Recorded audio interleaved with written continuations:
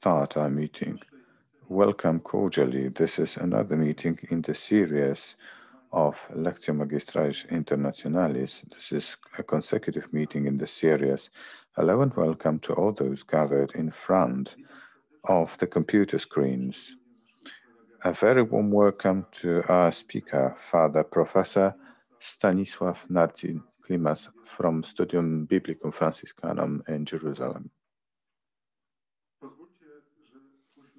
Allow me to refer to two people. We've got Simon Stachera with us, who works in Morocco, Tangera Cathedral parish priest, and there's the representative of our university, Professor Eva Jarosz, Deputy Rector for the Development of Silesia University. Ladies and gentlemen, I cannot quote the names of all those who are taking part in the meeting. It is impossible to give the names of the scientific centers you represent. On the screen, you can see the list of countries represented in the course of our meeting, as well as a list of institutions.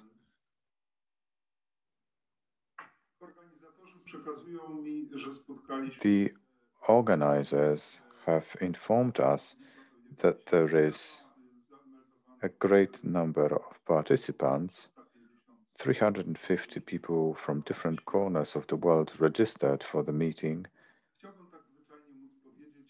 I'd like to use very simple words of introduction.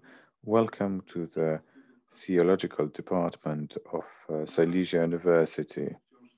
For the time being, it is still impossible. However, the internet transmission makes it possible to be brought together and have people of different walks of life. It's a paradox. We are sitting in front of our computers, as we usually do. There is quite a private meeting, I'd say, or proximity, I venture saying this word, and the value of the meeting is really important. This is human need. And on top of that, this is a very important part of the academic milieus mission. I do hope that the next 3 hours will serve this purpose. So you are more than welcome to be in this meeting. And now the floor goes to Madam Rector. Ladies and gentlemen, good morning. I am really thrilled to be with you today. On behalf of the university authorities, I'd like to extend my welcome to all Lectio Magistralis Internationalis participants and organizers. Father Dean, I'm really glad to welcome you to Silesia University in Katowice.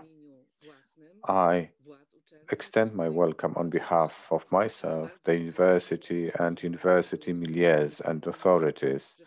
We are truly glad to see so many participants joining the meeting. Silesia University is not one of Poland's biggest universities, but still we are a very important university, a very ambitious one. Our university vibrantly develops into research and education. What is also very important, it is open to the world. Therefore, we take up different activities which bring about very good results. We come high in different research rankings. We are partners of big international projects. We are part of many interesting initiatives, and therefore we join the international scientific discourse in different fields of science. And today's meeting is an excellent example. The third Lectio Magistralis Internationalis that focuses on a specific topic, the Holy Sepulchre in Jerusalem, seen through the latest discoveries, and the very specialist, the specialist in history of Christianity and ancient times, Father Klimas from Jerusalem. Thanks to Dr. David, I had a chance to visit this place, so I'm really positive about it. Father Professor is a researcher of the custody of the Holy Land in Jerusalem, so it is a very special honor for us to host this very great specialist. I'd like to express my gratitude for preparing this endeavor. From my perspective, today's meeting is exceptional owing to a number of reasons. First and foremost, it is the third in the newly created cycle, so we can enjoy a kind of tradition of Silesia University and its theological department. Therefore, I hope this tradition will see a continuation, as it is the case of all good traditions. This one is really exquisite. Today's webinar is special because we can see a record-breaking number of participants. From what I gather from Father David, there is 300 plus people, twice as many as it was during the first and second webinar. This is a great success. What is also very important, the participants represent different fields and areas of science, theology, Bible, philosophy, but archaeology, architecture, mathematics, and engineering scientists, representatives of media and the world of culture are with us. We are particularly happy to have representatives from all countries of the world. Not only is Europe represented, but also countries from all corners of the world. What is more, what is especially important and worth highlighting, there are also people who are not professionally associated with academia. It serves as a further proof that a university and its theological department, despite the pandemics and pandemics-related limitations, is able to deliver its scientific and educational mission. It disseminates knowledge. It brings together people with different passions and different interests. Today, this mission of university has been highlighted, and it's very close to my heart. And third of all, from my perspective, this webinar is truly exceptional owing to its topic. It is a universal topic demonstrated by the number of participants and different walks of life. The Holy Land, this is the place, the sphere, the space. You cannot remain indifferent, regardless your religion or no religion at all. Everybody in the world knows that it exists. For many people, this is a central point of life identity. When you touch it physically or from a distance, it leaves an imprint in your life. The scientific reference to this place will be a unique experience to all of you. So let me reverberate the congratulations to the organizers, the theological department, those involved in organization. Thank you for choosing this topic. To the department, I'd like to congratulate the idea to hold these master classes, because this is a truly special undertaking. It integrates the academia, and we can keep up and develop contacts with scientific milieus all over the world. I am the representative of the university's authorities, and I want to express my happiness because of international milieus brought together in the cyberspace. The cyberspace that is open, happy. This is the space of the Silesian University. May the consecutive Lectio Magistralis prove equally popular, and I'm really positive this will be the case. To all webinar participants, may this be a source of satisfaction. May this be source of intellectual food for thought. And please savor this very special moment of a meeting with other people and with the topic that is truly exceptional. Thank you very much and all the best to presenters. May you engage in a very interesting discussion. Thank you, Madam Rector. Without any further ado, the floor goes to Mariola Kozubek, who is already on screen. Mariola Kozubek is the organizer of the series of webinars. She has got PhD in Humanities and Pedagogics and works at University of Silesia Theological Department, the Chair of Family. She is into the committee of the Polish Academy of Science on Pedagogy, and she is also the AFRO expert on assessment of quality of education at universities. Madam Doctor, the floor is yours. Thank you very much, Dean. Thank you, Madam Rector. Ladies and gentlemen, I'd like to express my gratitude to those who've joined us.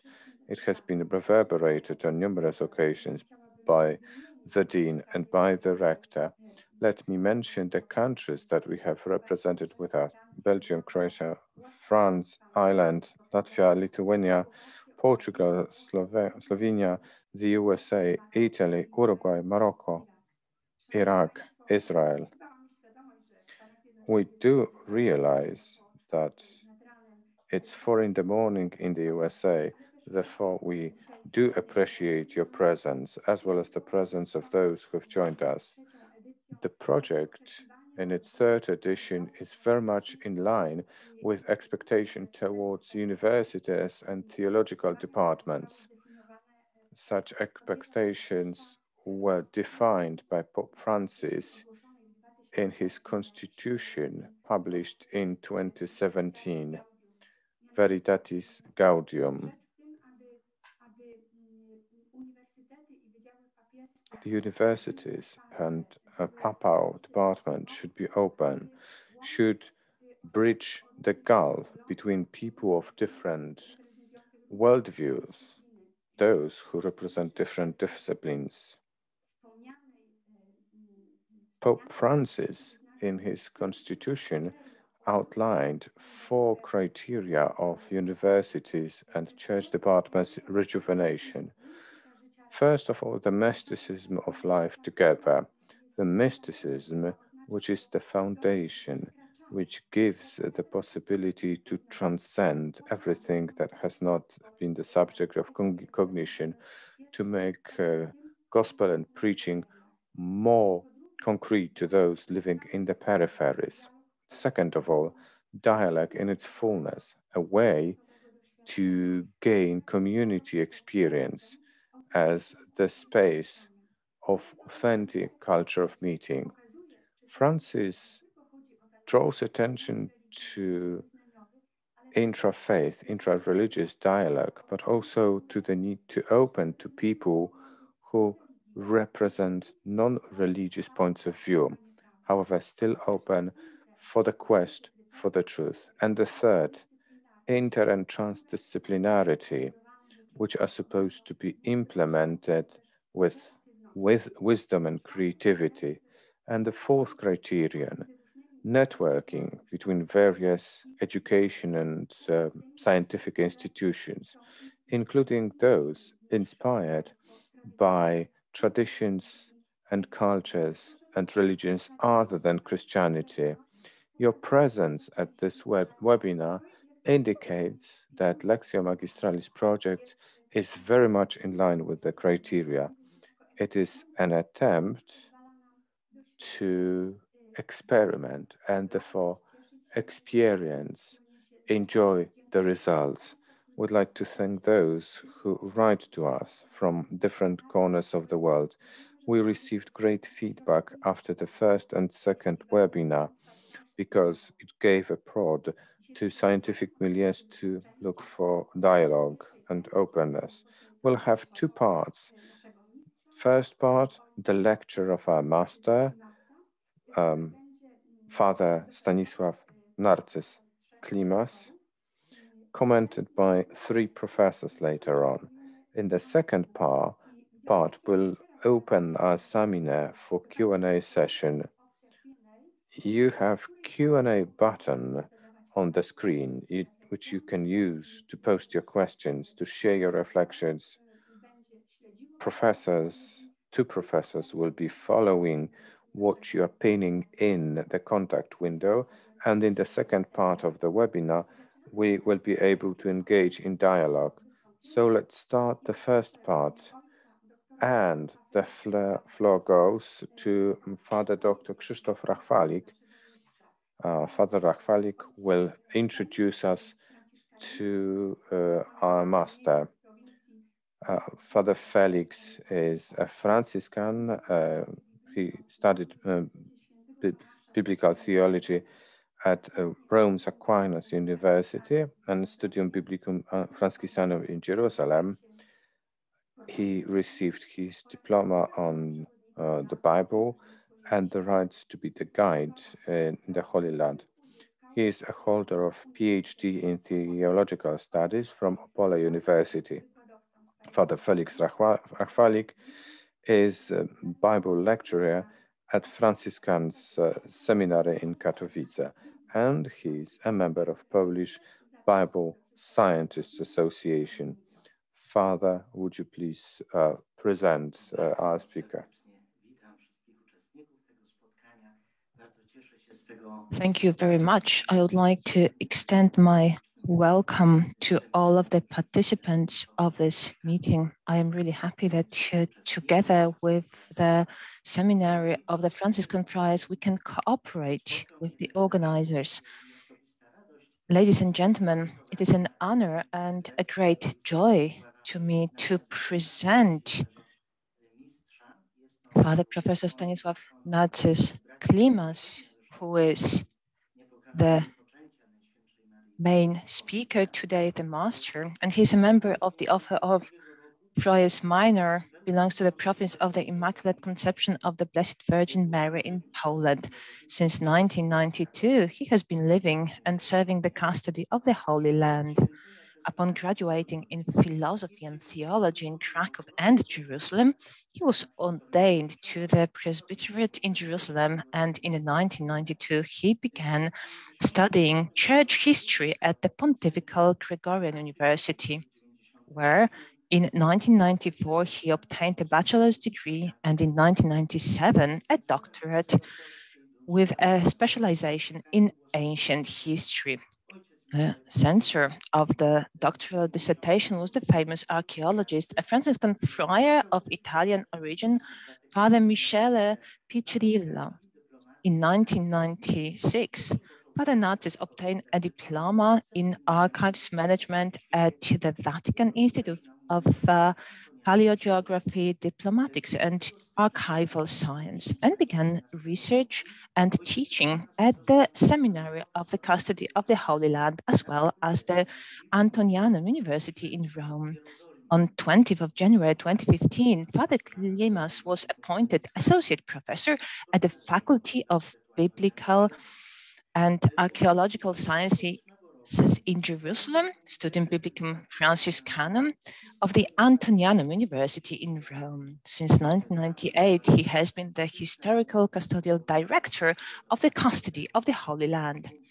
As part of the archival activity, he was responsible for the preparation and publication of the archive catalog and the organization of the new seat of the institution with modern equipment installed for document conservation. The entire project was completed in 2012. In 2017, the Calvanarium Publishing House published the Polish edition of the book based on the doctoral dissertation of Father Klimas, Authenticity of the Holy Sepulchre in Jerusalem, Analysis based on Historiography, Archaeology and Monuments, 1st to 10th century. In 2018, in the same Calvadianum publishing house, the second edition of this work was published, supplemented by the author's comments related to the renovation works of the Holy Sepulchre from the years 2016-2017. I would like to briefly present this edition of Authenticity of the Holy Tomb in Jerusalem. Father Narcyz Klimas was one of the few scientists who had access to ongoing research related to the restoration of the chapel of the Holy Sepulchre in the Basilica in Jerusalem. It should be added that he was the only Pole there.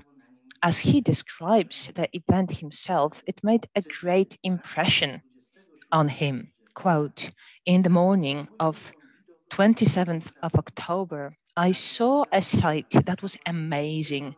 Natural white-gray rock with hollows and holes, half covered by a gray marble slab." End of quote. On the 17th of July, 2019, by the decree of the Minister General of the Order of Friars Minor, Father Klimas was awarded full professorship at the Studium Biblicum Franciscanum in Jerusalem, confirmed by the Congregation for Education. Father Narcyz Stanisław Klimas is the author of many publications on the Holy Tomb itself in Jerusalem, but also deals with the historical significance of the influence of piety connected with it. He also touches upon the sensitive issues of the status quo law or the location of individual Christian communities inside the Church of the Holy Sepulchre. His publications also concern issues of the archives of the custody of the Holy Land, historiography related to the custody. They deal with the topics of pilgrims and issues related to pilgrimages, such as pilgrimage routes or guidebooks for pilgrims. Today's master can also raise the reader's interest in the customs, stories, and traditions of pilgrims throughout history. It describes in detail the hospitality that the Franciscan friars had been showing in the convent of San Salvatore to pilgrims coming to the Lord's land. He is no stranger to topics related to the medicine used by the Franciscans in Jerusalem and their care for the sick. He also touches upon the theme of the Franciscan friars' presence in Nazareth. Apart from historical knowledge, Father Stanisław Narcyz Klimas also speaks many languages fluently, not only his native language, but also Italian, English, Spanish, German, French, and Russian. He has also authored 2 publications in Hungarian. So I really encourage you to listen actively because it's really worth it. And I am convinced that Father Narcyz will really surprise us with new facts from life, but also from history.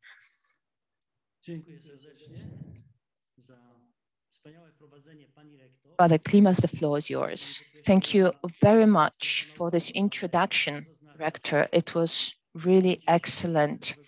It is about science, yes, but to talk about the Church of the Holy Sepulchre just from the scientific point of view is impossible for me. I have been working here for many years, and every single day, every day that I went there, so for example, the first Mass ever, this was precisely on the stone of the Holy Tomb that I celebrated my first Mass, also with Exuncta, about resurrection, or also reading the Gospel about the Passion and Crucifixion, and also everything that I have been doing around and in the tomb. Well, the same way I went there this very morning just to give you a live relation from there. And there are not many people at the moment. We hope that the pilgrims will return to the Holy Tomb, to the church very soon.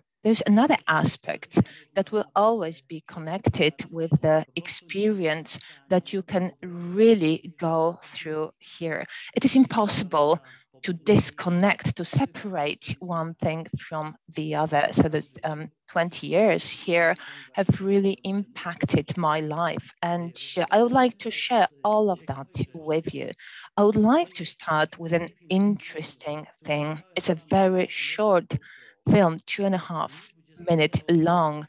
That was on the 27th of October.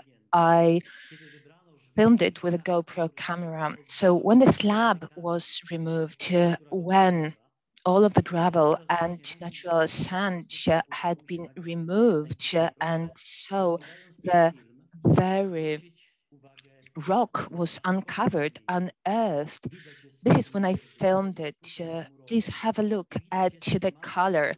You can see certain hollows, and you can see the marble, and you can see a little crack that was actually carved out, chiseled out in the rock. So can we see the film, please?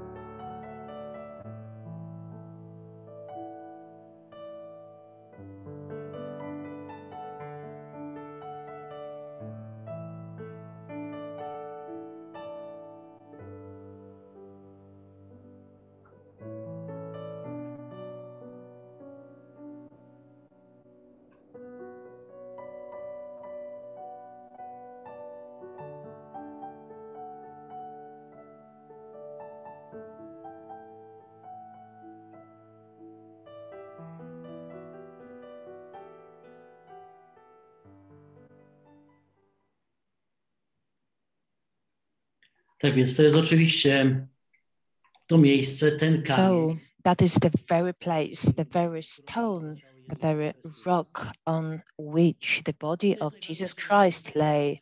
This is the most important place for us Christians in this world. There is no doubt about it. But I also believe that this very place and this very building has been studied most from all angles, whether traditionally, from the scientific point of view, and by the pilgrims all over the globe. This is an incredible history that I would like to share with you now using a PowerPoint presentation. You will be able to see step by step photographs, drawings of the holy tomb, the way it used to look and the way it looks now. This is why I would like to ask for the possibility to go back to the very first strip where I started my presentation in order to go to the first slide, and I will go briefly through what we are going to see. These will be the images that we'll be dealing with. So we'll go back to the very beginning in order to see the presentation. I'm not sure whether you can see it well. Not yet. Share screen, choose the presentation.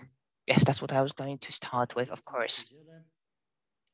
I'm sharing now. And now you should be able to see it.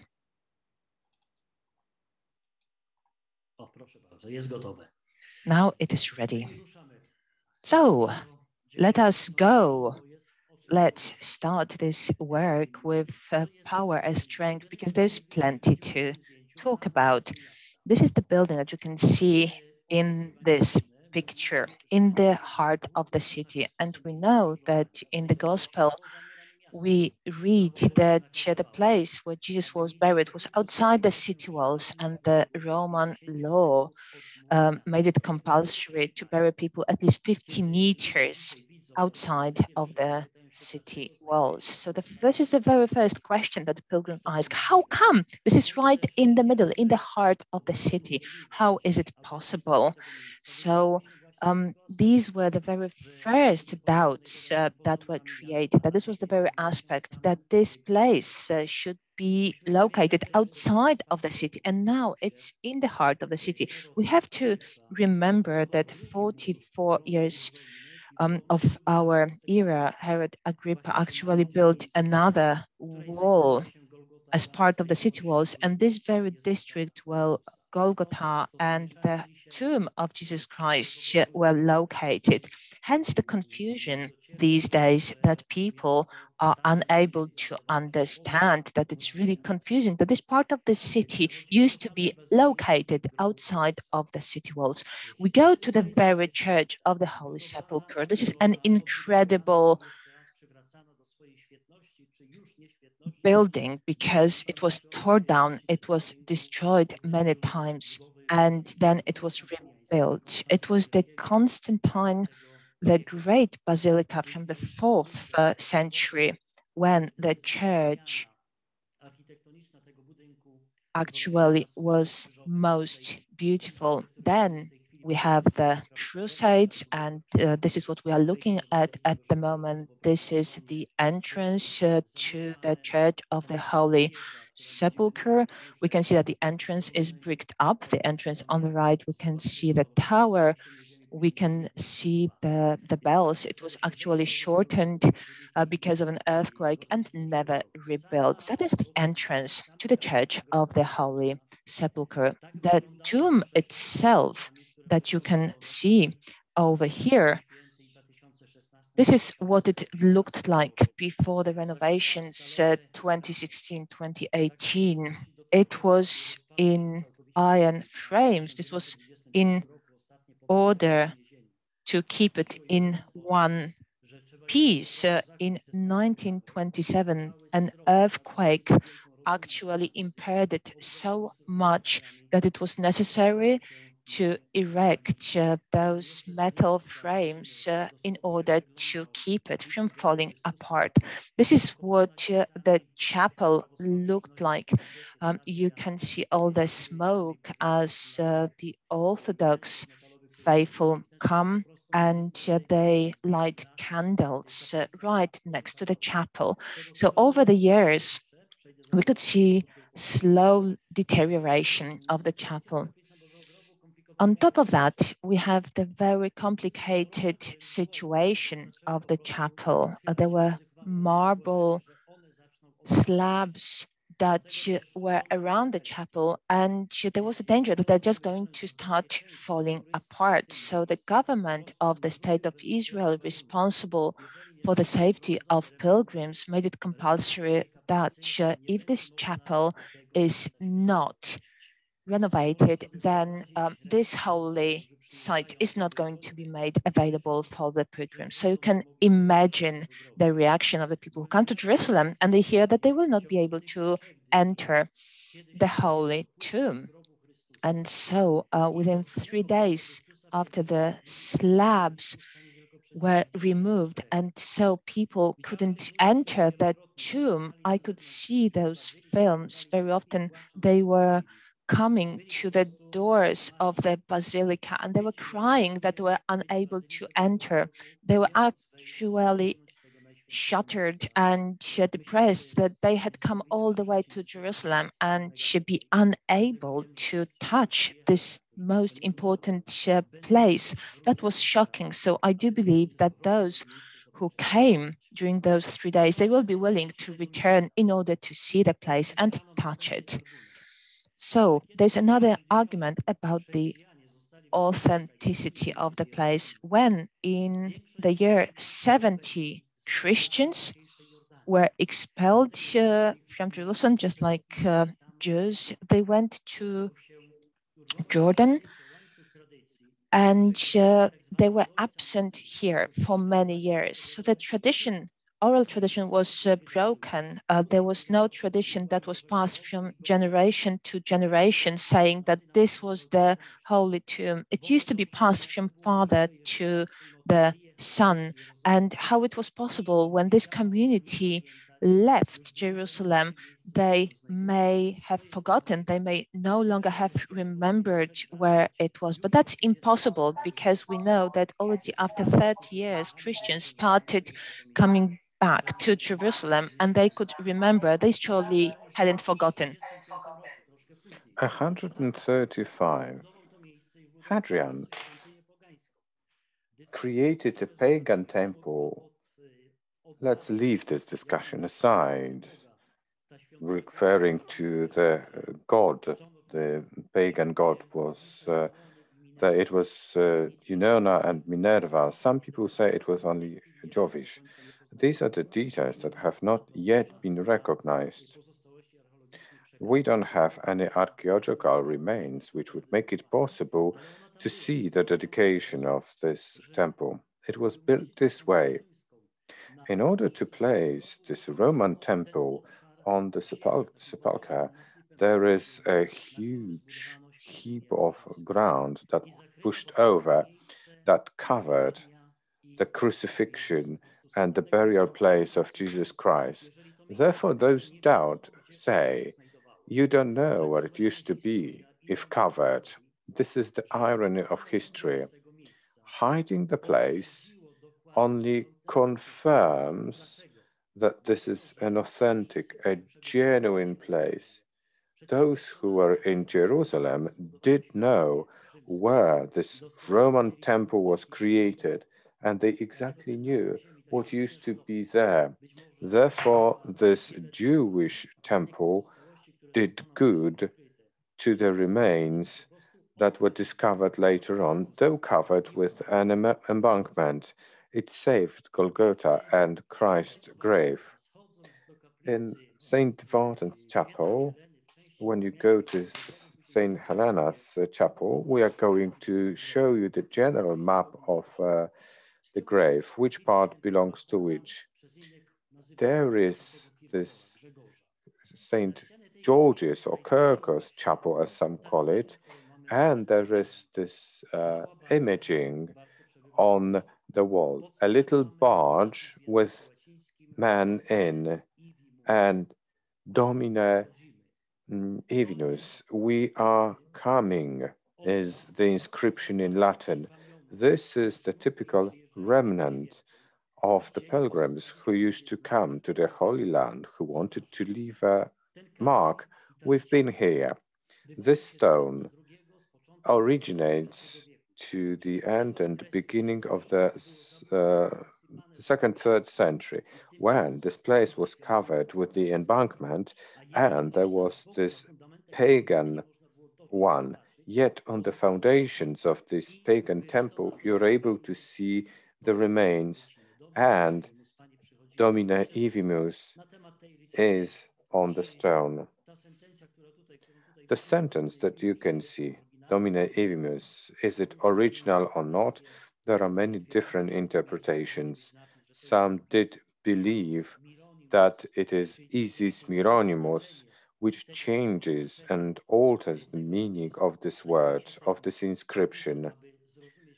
They wanted to understand the original meaning of this. Father Testa reconstructed this wording. He is an archaeologist, and I haven't met anybody who would doubt that the interpretation of this inscription is wrong. Domine Ivimus. One more confirmation. It was the pilgrimage target where pilgrims used to come and pray. It only indicates that this is a genuine, authentic place. I skipped one slide too far. One slide too far, sorry. What you can see in front of you is a cross-section image with the use of a scanner. There is a cistern located in front of the basilica. We walk on a great cistern that was created underground. You can see beautiful arches and columns of the ancient times. There was one slide. There was the cave that was dilapidated. Bottles and other things were discarded. In that slide, you could see the entrance to the grave. So it shows that it is authentic. Roman law did not allow to bury the dead within the city's perimeter, and we find at least 4 tombs which were the burial place of the people. Joseph of Arimathea is the most famous one that was a resting place for Christ. Joseph, behind the grave, he made a grave for himself on the basis of Kohim graves in a different style. The third one, the Greek, next to the Greek chapel, that is sealed off. You cannot see it. We know that there is a grave inside. And the fourth one, in the cistern, in front of the basilica. So the cistern itself was rejuvenated and recovered during Crusades, but the original one dates back to the times of Christ. So there is a tomb. So this is the information that it is located outside the perimeter of the city. Therefore, it proves its authenticity. A beautiful channel or a canal.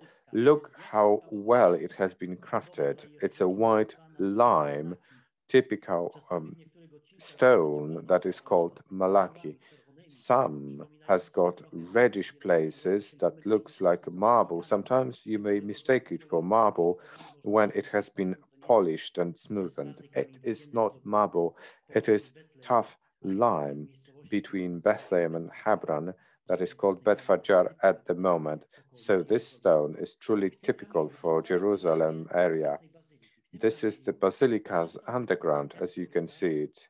The corridor was curved in 135 when Hadrian's temple was created. What was the purpose? It was the duct to carry away rainfall waters so that we could avoid flooding. Beautifully crafted canal that has been here since 135. How can I return to the previous slide? Because I again skipped too many. I'd like to request help. You need to use arrows on your computer keyboard. Oh, wonderful. Slide back. This is the corridor. And over our heads, you can see a kind of chimney. There is an opening.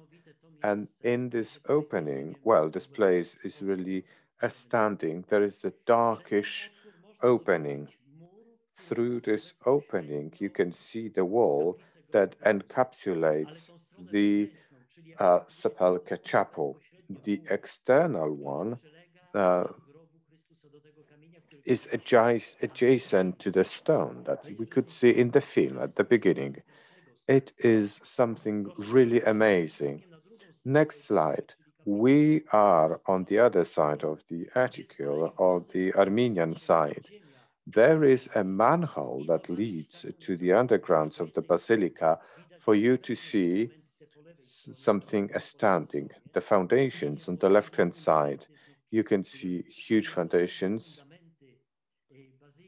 of the basilica that date back to Constantine's time. This is a huge section of the wall.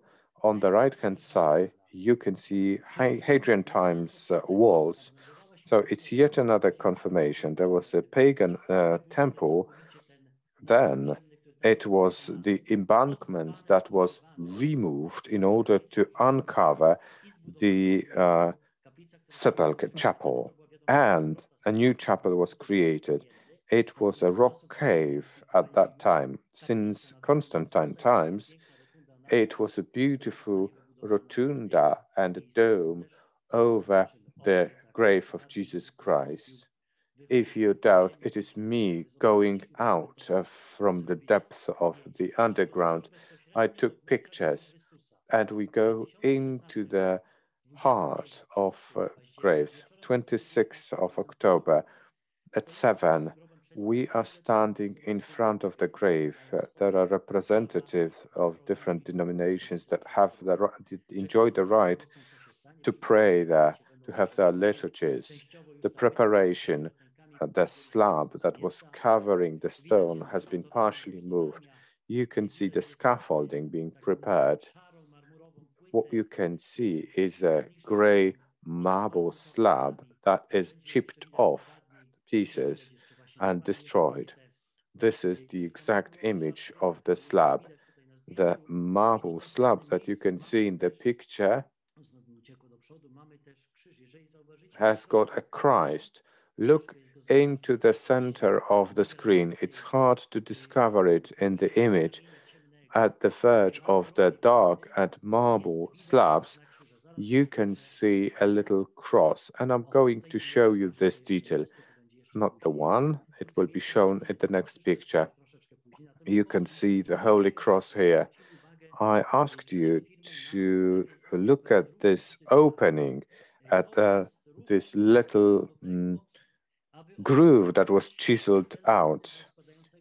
When there was the body decomposition, this little opening carried away fluids outside.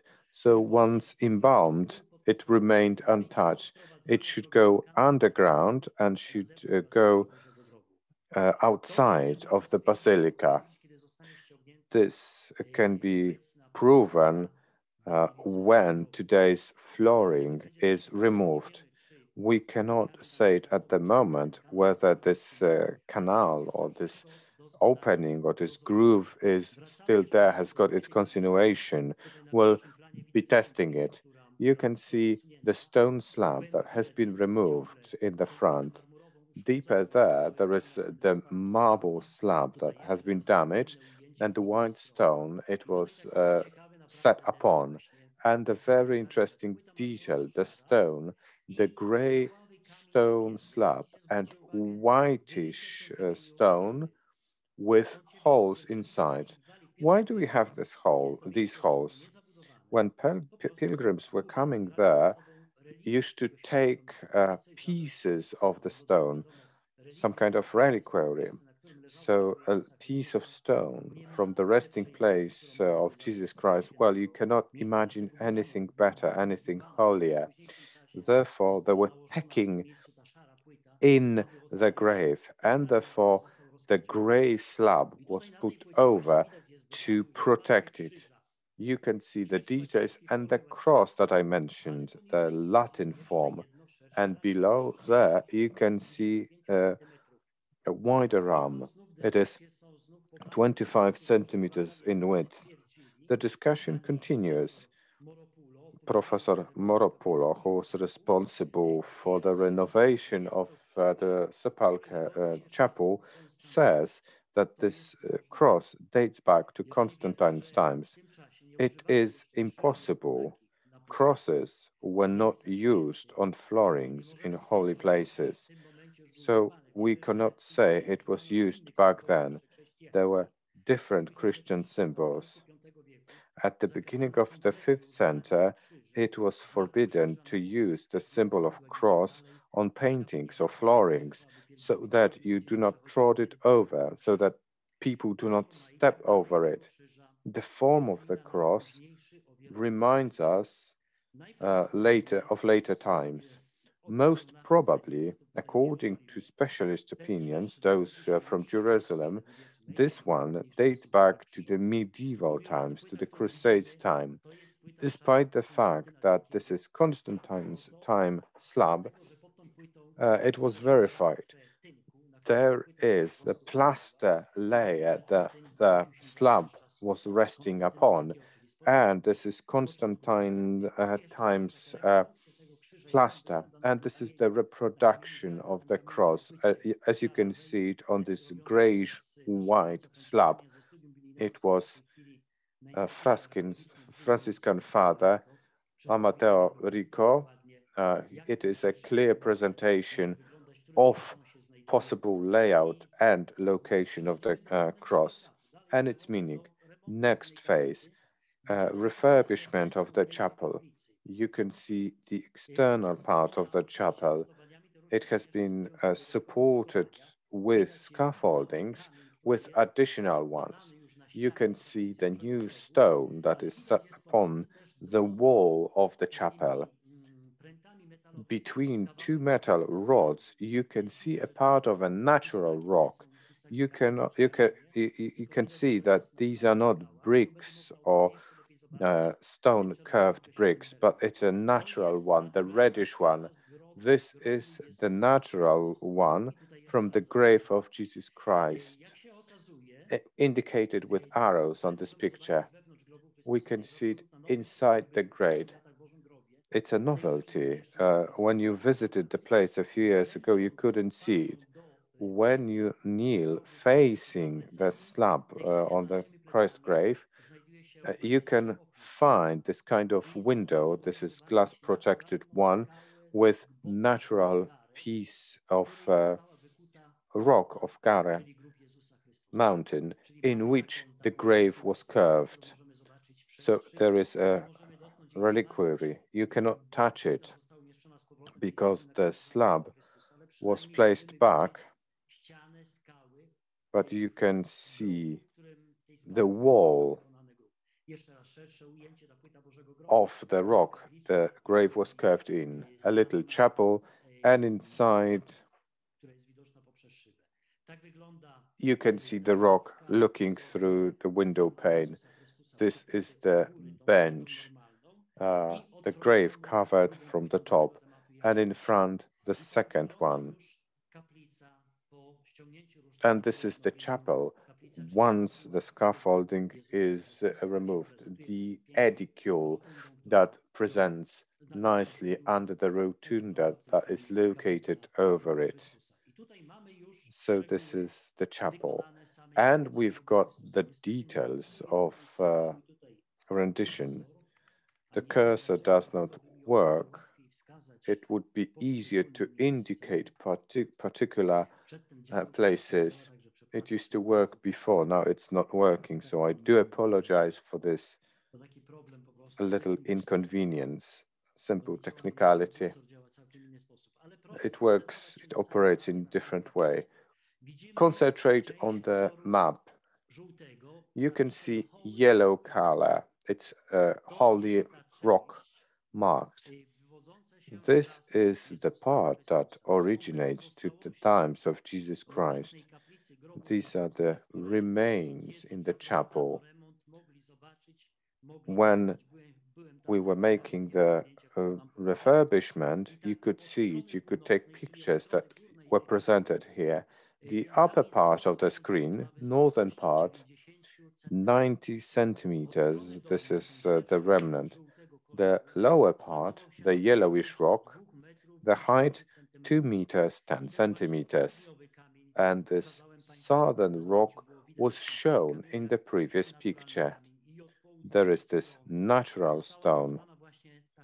In the southern part, the window pane was installed. Looking through it, you can see the native rock in which the grave of Jesus Christ was carved in. Arcosolium is the inscription in the central part. So this is the slab that covers the grave of Jesus Christ. In front of it, there is the second part of the chapel, the other part of the chapel, the one you enter into. You kneel and touch the stone on which the body of Christ rested. When you look around, you will see restoration masonry marked blue. So these are the parts that were recovered, rejuvenated during the refurbishment, the older parts that were rejuvenated.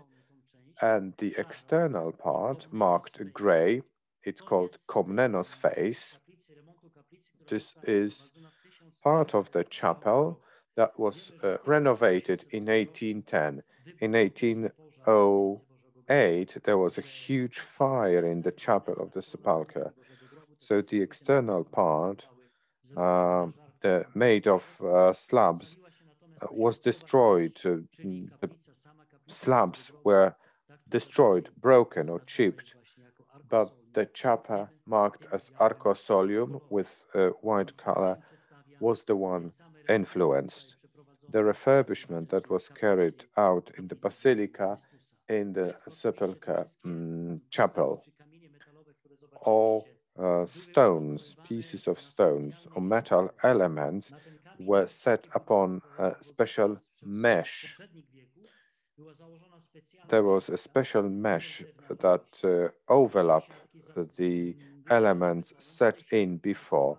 It was filled in with concrete. Titanium screws were put on, and the stones were screwed with these screws and then covered with the marble that was recovered, that we can see or touch when in a basilica. So this is the most important map that indicates all the renovation phases in the basilica, in the chapel of Sepulchre. And now we are going to proceed with the next part. The slides are not moving. I need some help again because I cannot move any of the cursors. Oh, it's working now. Little miracles do happen. After all, we are in the Holy Tomb. Professor Moropoulos from the University of Athens, the one who carried out all of the research. Have a look at the picture at the top. This is the grave of Jesus Christ itself. So you can see the stone that surrounds the tomb itself. In the very center, you have got one stone divided into three parts, one top part and then two parts at the bottom. This is the tomb of Jesus Christ. Then you have got the gray slab, as we can see, incomplete, partially broken up. And then you have got the white slab, the current slab that covers the tomb of Jesus Christ. When that slab that we can see in the picture was removed, it turned out that between the white slab and the gray slab and the very rock on which the body of Jesus Christ lay, we could see that there was gravel and sand. So in October, we could see that gravel and sand initially, but it was the next morning once that was removed, we could see the rock itself. We could see the images from the scanners. It turned out that by some coincidence, this stone was divided into parts. So I heard from Moropoulos that most probably the stone on which the body of Christ lay had been cut into places and had been removed. So in 1555, during the Boniface of Ragusa, the stone had been stolen, had been cut into pieces and taken away. So a visitor from Jerusalem came himself and saw the stone that we touch these days. He said that this is the original one. Nothing had been stolen, taken away. And so the opinion was altered, that it was stated that this stone had been placed here. That means that it had never been one with the rock in which the tomb had been carved, but in order to create this appropriate shelf, it was carved that way. But it does not mean that it's not the original stone. It was simply shaped in such a way so that the body of Jesus Christ could be placed here with dignity, because there were long discussions that the stone that we could touch for those 3 days for 60 hours, that it was not the original stone. I can say that, yes, it was the original one. And you can see that the stone had been carved. It was then covered with the gray slab and then with the current slab as well in the chapel in the Holy Tomb. And we can see now the image from the scanner from the entire rotunda. So that is the edicula and the very burial spot. We can see the chapel, we can see the smaller gray chapel, and that is the chapel of the Holy Tomb of Jesus. We can see the edicula, we can see the cupped chapel, and at the top we can see the Latin part, the Saint Mary of Magdala chapel, and then we also can see the connection with Catholic and with the Greek chapel. The yellow part, this is a complete novelty. The Commission is now preparing the project for the renovation of the flooring of the Holy Tomb. And we are going to really look at every single stone, whether the stone will have to be exchanged, whether it can be reused. Everything is now being researched. Unfortunately, everything has been slowed down incredibly because we cannot have Italian teams who are responsible for this, from the La Sapienza University, from Florence, from Rome, the famous Venaria, the company who is going to carry out the renovations themselves. And this is the company that has been done renovation of the most famous castles in the world. We are waiting for the moment when they will be allowed to come. We have got all of the materials. We have already analyzed the quality of the stones, and we are just waiting for the real work to start so that we will be able to see what's underneath the flooring itself. This is an interesting part from our archives. We can see all of the stages of the construction of the Church of the Holy Sepulchre.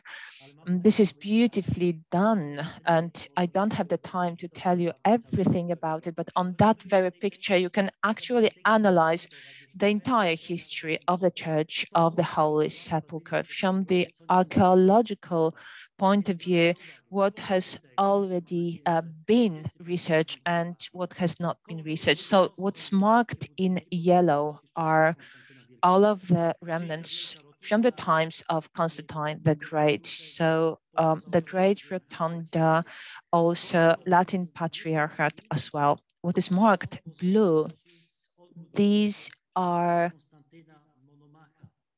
Constantine Monomachos. So this was the time when we could see a partial demolition of the church, and it was necessary to rebuild it. And then Al-Hakim, that means the crazy guy. So this was the Sultan who got the church destroyed and then it was rebuilt. So we can see what has been rebuilt, and that is marked in blue. And the last part, the green part, this is what has been done by the Greek community, Greek Orthodox. This is the Catholicon, first of all. That is the big church that's just opposite the very holy tomb of Jesus Christ. And that is yet another map, and it gives us the situation that we have these days in the Holy Sepulchre. So we can see where archaeological works had been carried out. So the yellow orange, this is what has been already researched by Father Corbo, Juanon from Campetic, Father John Eliatia, and also Father Pichivilla, our archaeologists. So everything that's marked in yellow, yellowish, that has been researched. We can see that a large part has already been researched, but a large part has not been researched because of the legal status quo, but I will mention that a little bit later. In green, you can see the remains from the Roman parts. So you can see the channel that I have mentioned to remove all of the fluids. This is also close to the Hadrian times structures. And also before Catholicon, this is a part of a stone. Was probably just the basis of one of the big columns that the Hadrian times pagan temple was supported on. You can see that also in the other part. And then in the bottom part of the screen, you can also see the remains of the area. This was not the part, but this was the earthworks that covered the tomb. And you can also see that in black, you have got the Byzantine remains, blue. That is the medieval part of Constantine Monomach, who restored the Holy Tomb after the destruction. And then the time of the Crusades, that is marked in red. Everything is going to be made available, so you will be able to look at that and you will be able to see which stages from which epoch, which times you have available. Again, you can see this orange. What is marked in orange?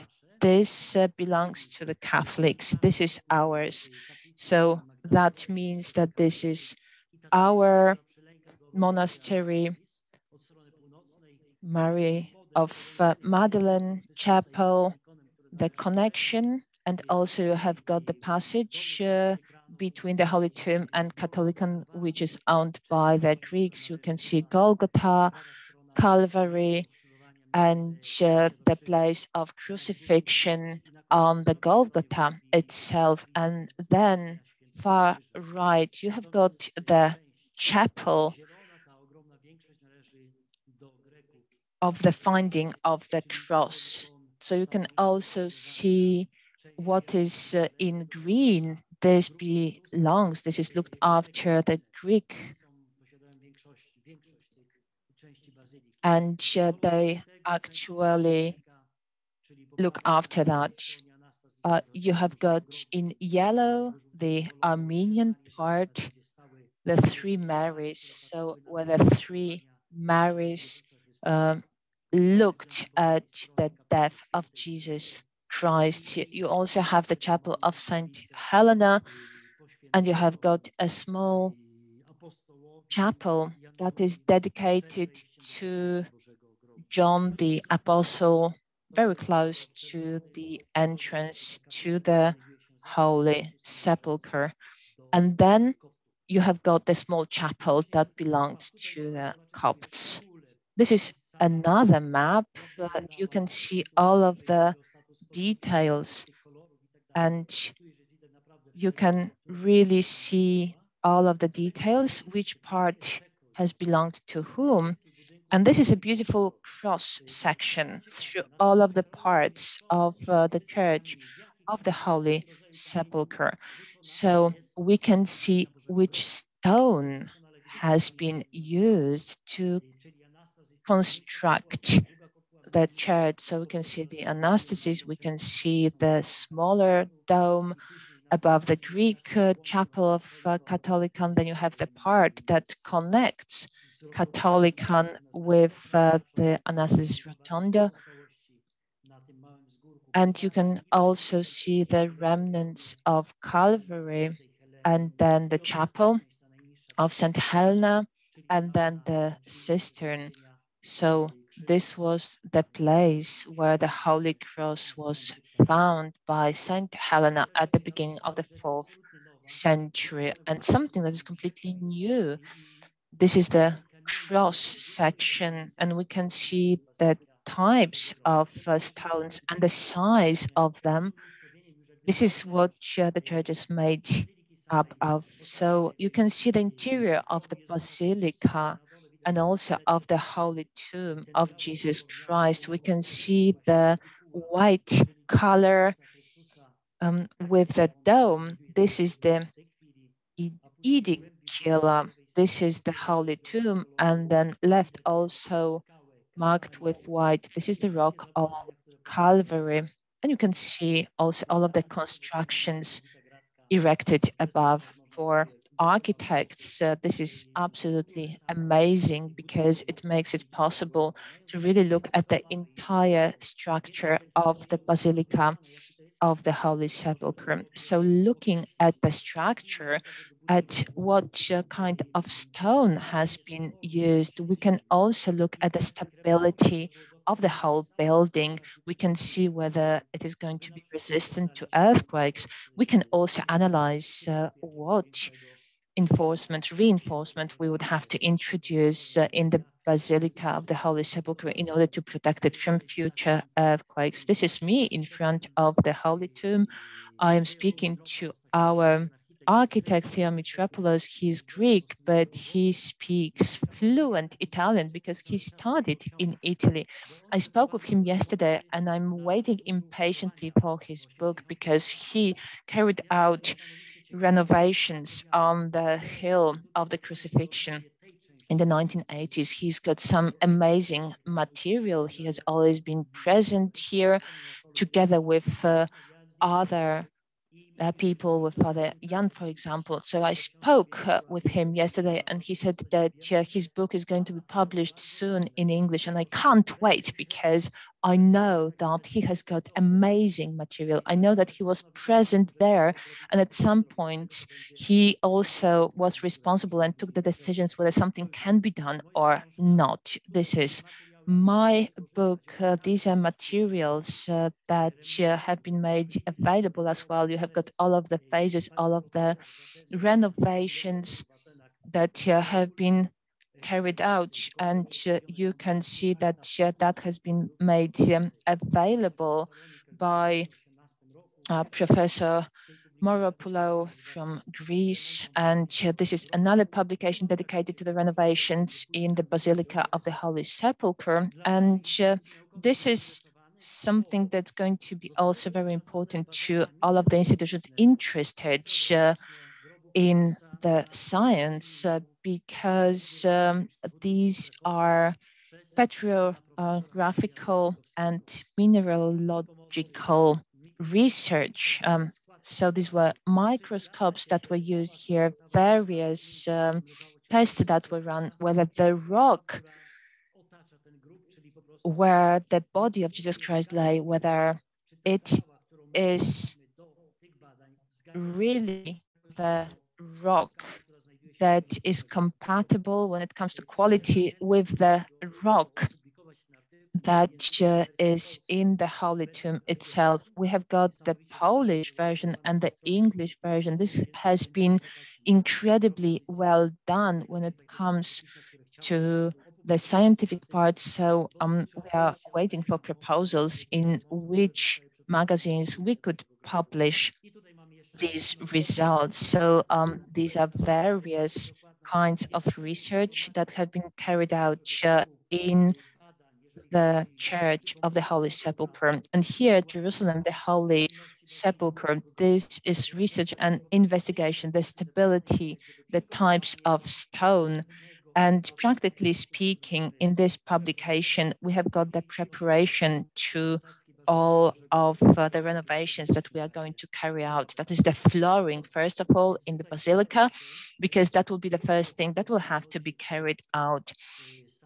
This concludes the presentation itself, just to present the material. So now, please bring me back to the screen. Now you can see me.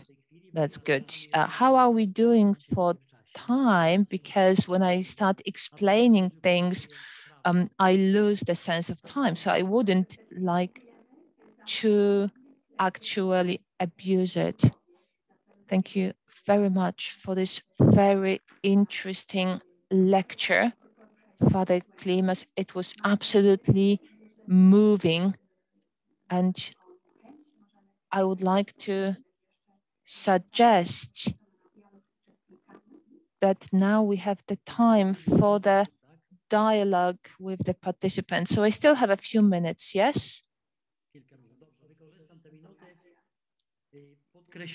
So I'm going to use that time emphasizing again that what I could see, I could touch, what I experienced, in order to really see the archaeological side that was done with a carp, but now deepened, but without appropriate equipment.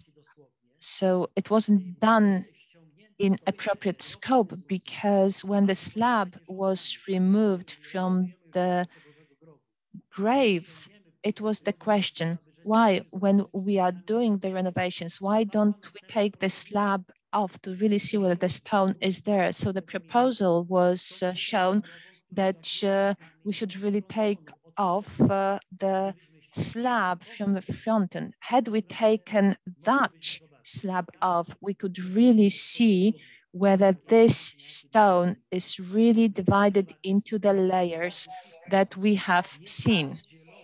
We could see whether it is separated from natural stone that is located on the subgrade, the stone that we touch today, whether there is a slab that is connected with the subgrade. This is very important.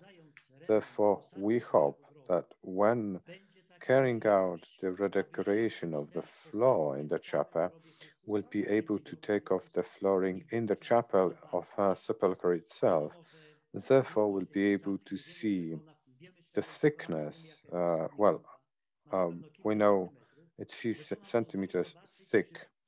It will make it possible for us to see whether under the part you cannot see now, you will find the natural stone or you'll find the older slab. One of the questions will refer to the front slab. So we'll be speaking about the front slab when answering your questions. I've seen such a question in the chat. So there is hope that we can do it.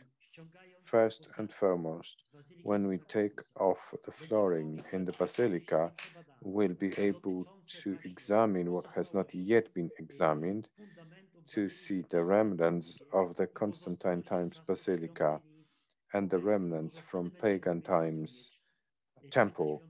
This will make it possible for us to understand who the temple was dedicated to, because there might be inscriptions or parts of ceramic, so that we can see the comprehensive picture of this place, and therefore comprehensive history, I hope we'll be able to carry it out while redecorating the chapel. Thank you very much, Father Professor.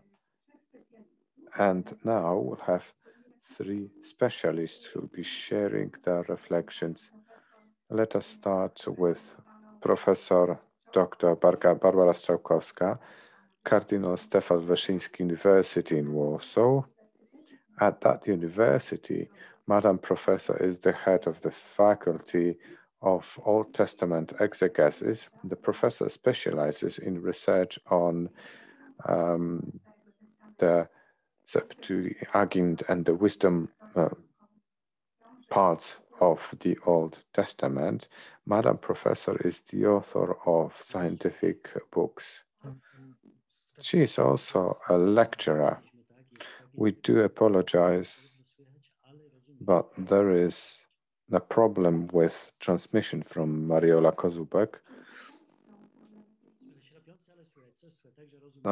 We can hear you, but you are producing a very coarse sound. So, Madam Professor, the floor is yours. Thank you very much. I hope you can hear me really well. Thank you very much. Many thanks to Father Professor for his fascinating lecture. I must say that we've been using your multi-annual research experience, and I believe that everybody's got this book. Your presentation made us crave to visit Jerusalem.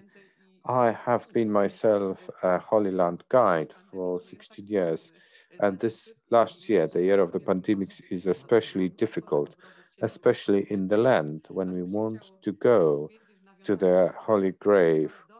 So, Domine Ivimus, we feel like saying in reference to your presentation, we want to go to holy places, to touch, to feed our soul and spirit. Thank you very much for the presentation. Thanks for inviting me to be a part of this very interesting project. I will have a very brief presentation and a different angle from what you would expect to hear from professional of Bible studies and a tour guide. I'm going to refer to Basilica, referring to the passion that I have realized for 20 years. I collect old memories from pilgrimages.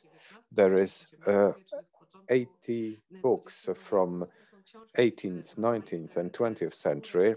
These are different books. I have genuine Chateaubriand, Father Hołowiński, future Bishop and Archbishop Mochelewski of 19th century.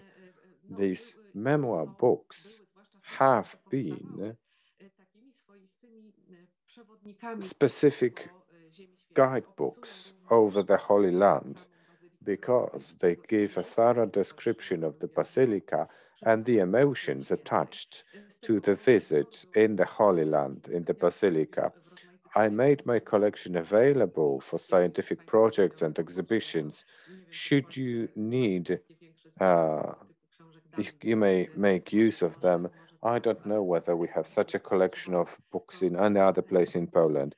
If you need, we can make this collection available, of course, properly protected, because it is a witness not only to the faith of the people visiting the Holy Land, but also the witness of the times, especially for us who are into the Holy Land. We find it a very important source of information. We know early memories like Pilgrim from Bordeaux, Egeria, and all the memories or memoirs that made it possible to recreate some practices, religious practices, and what holy places looked like. They share experiences, descriptions on the monuments, the beginnings of the Basilica, the medieval times. So there is a question to Father Professor. Later, more contemporary memoirs of pilgrims from 18th and 19th century. These were the key times for the Holy Land because we could see the advent of archaeology and scientific research into these places. Therefore, my natural interest into Polish memories and memoirs, though there are lots of books of this type in the world. The 19th century is the time of romantic travels east. Many people used to go to the Holy Land and then give a description of what they have seen. Among them, there was Juliusz Słowacki, a Polish romantic poet. He spent a night in the chapel next to the Jesus Christ's grave. There are numerous accounts starting the 19th century. I wrote an article on the topic. I can share it if you are interested.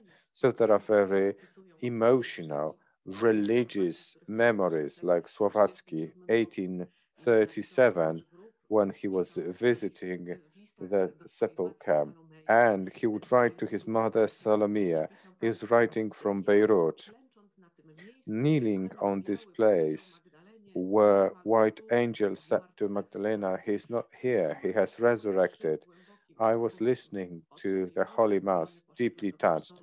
At 3 at night, I was sleeping like a baby because I was tired, crying my eyes out. Religious descriptions are attached to all these accounts. 19th century is the pattern for many other. Little did I think that life of millions of people came from this grave until eternity. It was the day of resurrection that continues for keeps. They give their descriptions, accounts connected with a patriotic description like Father Pelcza.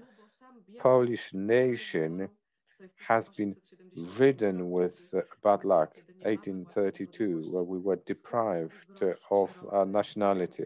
So returning to the text, we send a group of their sons to witness to their faith, to gain courage, to carry on their crosses. In addition to the feelings, the pilgrims give a description of the grave and its history as they heard it on the spot. So, with reference to what Father Professor said, Felix Gondek, 1860, he writes, "First and foremost, readers, don't be discouraged that it is located in the city, though in the Bible we read that Christ died and was buried outside the city. 10 years after his death, when Claudius was ruling, Herod Agrippa created another wall to join in the outskirts of the city into the perimeter of the city." So the memories of these pilgrims, how valuable it is in research for authenticity of the grave. Not only Middle Ages or ancient ones that we use to describe authenticity, but more up to date when they also transfer a whole array of traditions they've heard on the spot that date back to earlier times. Many of them were hosted by Franciscans that were called Bernardines in Polish literature. So they heard about traditions related to this holy place. It would be interesting to learn about what seems pretty contemporary, 18th or 19th century, closer to our times. How can these descriptions be used to check the authenticity of the grave? We cannot hear you, Dr. Kozubek.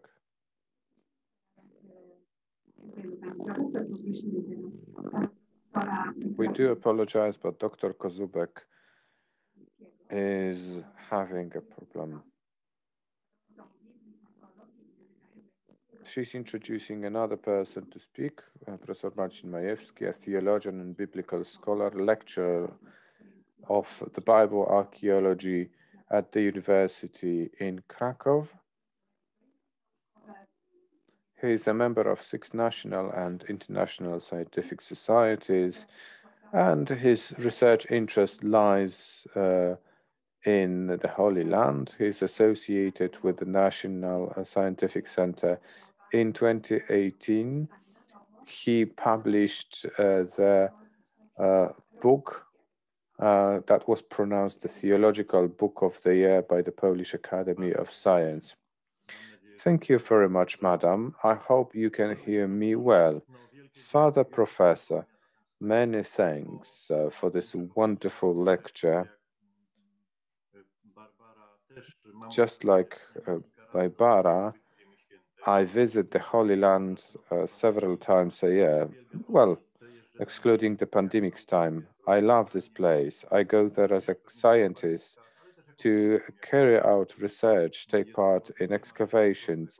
I'm myself a guide and a pilgrim, the one that strengthens the faith going to the place. I visit this place on numerous occasions, but your lecture introduces lots of interesting themes and information, new perspective. So you may believe that you know the place very well, but every time you hear a lecture like this, you learn something special. Thank you very much for sharing your latest experiences related to the great renovation. It's really fascinating. It's been the first time since 500 years to uncover the slab and to look beneath, to look at the rock upon which Jesus Christ's body was rested. So it's been unprecedented. So it makes us even more happy that we have an eyewitness describing it. It's just like a gospel, because a gospel is an account of an eyewitness. So we've got Father Professor's eyewitness account. You've been taking part in the latest research. So my question is quite similar to that of Barbara. I'm interested in many accounts and relations related to the grave. I visit the place very often. I tell people what it is. I listen. I find out new things. The grave in Jerusalem is associated with legends, stories, tales. And one of the tales that I've heard on numerous occasions is the legend that informs, it presents many versions. In the Middle Ages, 3 holes were drilled in the rock so that pilgrims may touch the genuine rock. So even in the pictures, we could see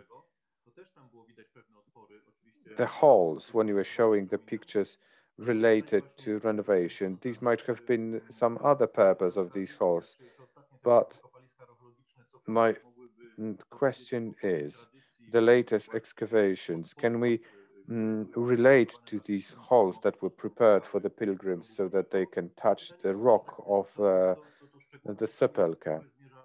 And this detailed question is put into a broader perspective. Have the recent studies and research confirmed or uprooted our perspective of different tales and stories? What's your perception? How do you see it whenever you visit the place? And your knowledge is really astounding. The latest examination made it possible for us to understand the sepulchre-related stories. And a bit of information, if I may require. Talpios, alleged grave. Only recently have we had this kind of information. 10 ossuaries were discovered that date back to the ancient times in the south. And it is supposed to be Jesus Christ. One of the ossuaries, there was the name Joshua ben Yosef, the son of Joseph. The names appear very often, but how can you relate to this, Father? Więc teraz przechodzę do odpowiedzi. Now it is the answer time. Thank you very much, Professor. And Father David Ledwoń, a priest of Katowice Archdiocese, a graduate of theological department in Rome. Now he works at the Faculty of Theology at the University of Silesia. Thank you very much, Father Professor, for accepting this invitation for today's lecture. 2 years ago, professors and students of the University of Silesia, we went to the Holy Land because of the anniversary of our Silesian alma mater. This gave us the opportunity to visit Biblicum Franciscanum, and also an agreement of cooperation was signed. In Poland, in Catholic universities, we don't educate archaeologists who would be practitioners as well. We look mostly at the written word. Out of 300 graduates, but 30 of them, one-third of them actually also are educated in Jerusalem and also in Rome. And this is how they are able to later on pass on that knowledge to the students by organizing study fields. So for example, the summer school Davor that is led by the lecturers of the Catholic University of Lublin.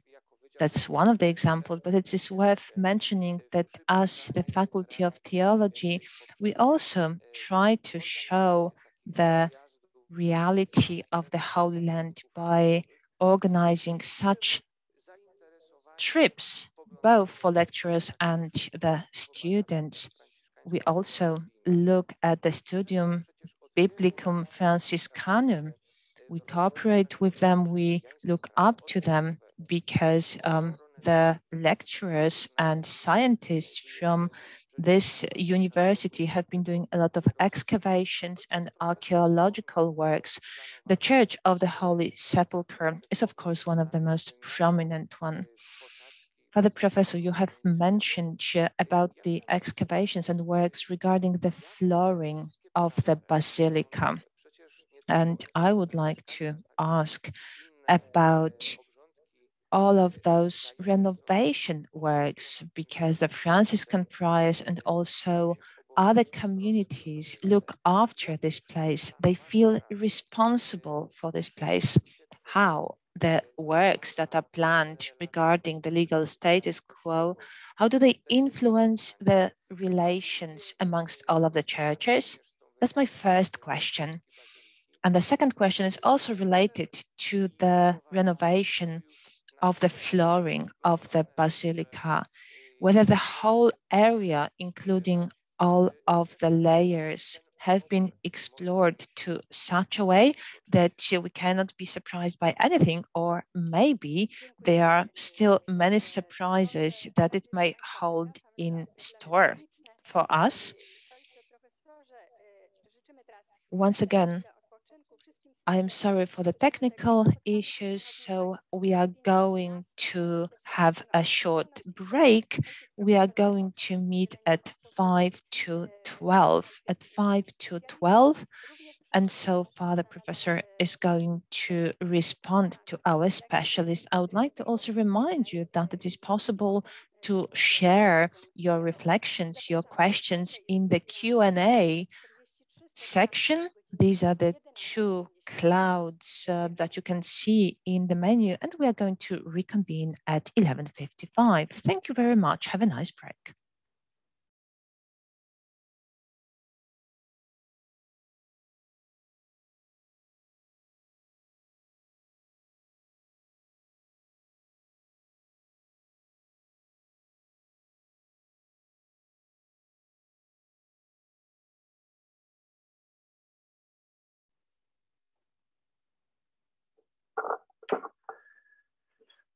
Myślę, że już jesteśmy po przerwie.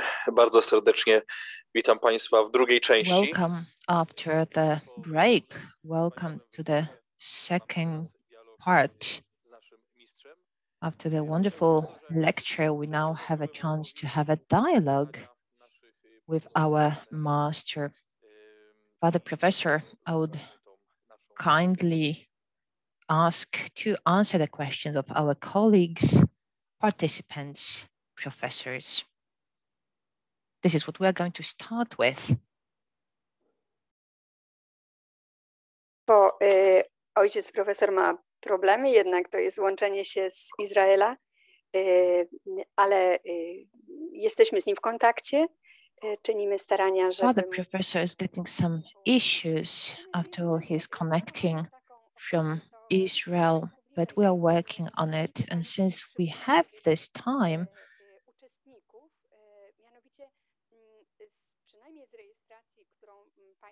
and at least from the registration information that we have, we've got 14 different universities from abroad, Studium, Biblicum, Franciscanum in Jerusalem, not just Father Professor, the master of this event, but we also have representatives of this university. And I was going to enumerate the universities, but we have got Father Professor back, so we are going to give you the floor. We are happy to see you back. Can you hear me? Yes. Everything is fine. And so, Father Przemek would like, as he mentioned, would like you to answer the questions of the three specialists, and then we are going to answer the questions of the participants. So the answer to Professor Strzałkowska regarding the pilgrims, yes, 16th century Radziwiłł Sierotka, who came to the Holy Land. We even have in the register in our archives his signature, 1563. He comes up in the registry. So he was also a member of the Brotherhood of the Holy Tomb. So we have got many different relations, and Radziwiłł comes up very often. Palamas, Zebrzydowski, the ones who came to visit, thanks to them, we have got famous people and sanctuaries and shrines in Poland. Then we have got the 19th century, we have Słowacki, the poet. We have got a lot of pilgrims who came over and also left a lot of artifacts. They are still in our treasury. What we use on Good Friday, it's a chalice. We use it on Good Friday for all of the ointments that we use for what would be used for the body of Christ. And we have got a lot of different artifacts. We don't have too many of them because at the beginning of the 20th century, we had the so-called the first house for pilgrims. So this is where it was more concentrated than in the monastery of the Franciscan friars. And then after the First World War, where we have more pilgrims in our monastery, we have got more artifacts. But with every pilgrim, we get a lot of things that enrich us because one will notice one thing and another will notice something completely different. So thanks to that, we can discover a lot of different things because people who've been living here in the Holy Land for many years, they say, hey, I have never noticed that. Let's see if it's true. They check it out, and yes, it is true. So this is really enriching, even though sometimes it can be at the level of legends and stories. There are different miracles happening here. Yes, also here, different miracles are worked, but very often you can analyze it and you can find a very important piece and enrich history this way. So this is also important to understand the mentality and what those people experience here in the Holy Land. Thank you very much. You're welcome. When it comes to the stone, the fronton, we know that the first message about the three openings, and that comes from the abbot 1169. Then we have got the Franciscan friar from Italy. We have the story that he put his hands into the three openings because of the holy Trinity, but this was also to give people the option to touch the very rock on which the body laid. And so there is the slab that covered the three openings. 1555, Boniface of Ragusa, he talks about the slab, but not about the openings. So most probably that happened about around 1421, where because of the bull of Martin V, the Pope, were confirmed of those who will look after the holy sites. And so this is, you have got raising about 20 centimeters above the stone, and on that platform, Eucharist, Holy Mass would be celebrated. This is probably why this platform was erected. We know that in the middle of the 14th century, the openings were still visible. In the 16th century, the openings are no longer there. And this is why it was really important that we can remove the slab so that we can describe those places, so that we can be convinced that that's what really happened. And unfortunately, maybe because of the status quo, and this was the renovation of the chapel and not of the tomb itself, that we couldn't take off that side slab. And we will have to wait and see, and we'll fight and we'll do our utmost to do that, as well as we also research and renovate the flooring.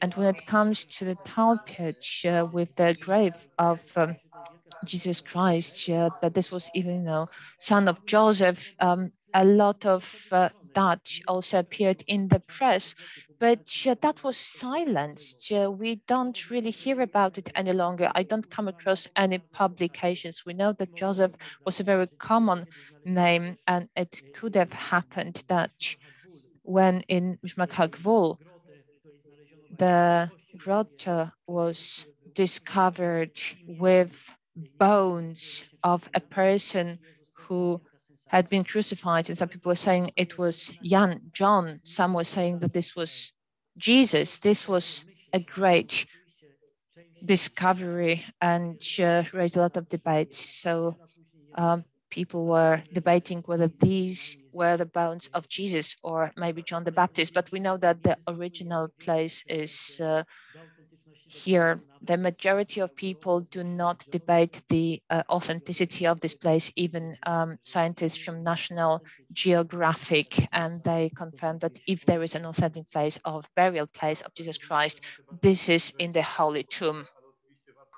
Yes, these are very catchy. Many people ask about it, but it's worth saying that it's popular, interesting for the media, something not credible science-wise.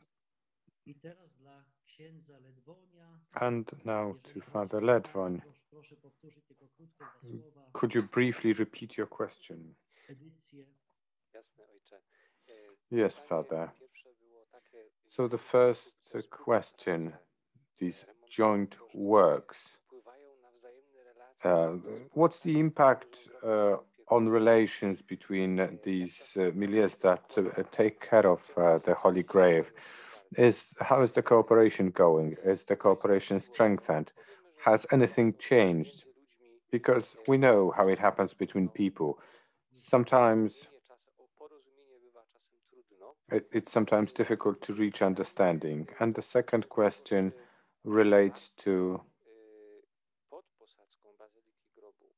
the layer below the flooring of the grave. Do we know anything about this, or will we be discovering something anew, something that we don't know, something that may come as a surprise? This exploration, the course of the flooring refurbishment, I'm speaking about the whole, not only do I speak about the one inside the sepulchre.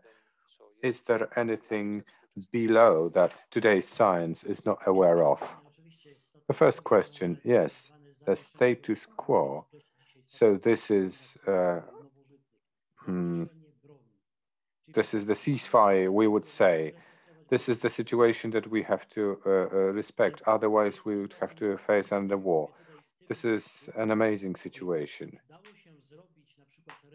We were able to refurbish the anastasis dome over the grave. 3 were able to agree. There was a rich California-based family. Everything was excellent. So the family said, we can carry on the procedures because we've got money. And some of the parties said that this is a risk because the Catholic might say one day that these are the Catholics that paid for the work. And Latin Church representatives might say this is our part because the one that has refurbished the particular part of the church is responsible for it. 96, it was blocked. We were waiting 16 or 17 years to carry out the procedures. The situation has changed. It was the Israeli government condition. If you do not refurbish, if you do not renovate, the chapel will be closed owing to security reasons. So it was a kind of force majeure. The Orthodox Church and Catholics, the 3 communities were able to agree. And money contributions came from different parts of the world, even from Muslims. We know that the king of Jordan gave lots of money, even Qatar. So there was an interest of the whole world. So we remained status quo. All celebrations, liturgies carry on, and we were able to do what we've done. So now it's possible to carry on the redecoration procedures. During the redecoration, of course, we can say there was kind of interest of friendship between the 3 communities. We need to talk. When we're checking the underground part of the flooring on the Armenian side, the monks came to us. They requested our presence, join them for refreshments. So we're switching to different levels. So we are able to reach an agreement. So this is the situation that makes it possible to reach an agreement, to talk, to discuss. But when we have celebration, we know what to do. We cannot set the foot in the improper place. So I might be a friend of this person, but when I overstep my duties, it may be a problem for me. So you need to know the situation inside and out. You need to adjust. So this is what I explain to pilgrims. Understand the situation. It's by no means easy, but that's the situation. We need to understand it. We need to accept it. The flooring will be removed in total. What will be below, I don't know. God only knows. There are wells in some places that we've seen in many places. When we raised elements, there were cockroaches below. And on our side, next to Mary Magdalena, the 3 communities that take care of this part, this is the part that belongs to them. There is the duct that dates back to Hadrian times that was engraved in the stone, something like a little well that that collects water and sends over. Technically wise, it was perfect.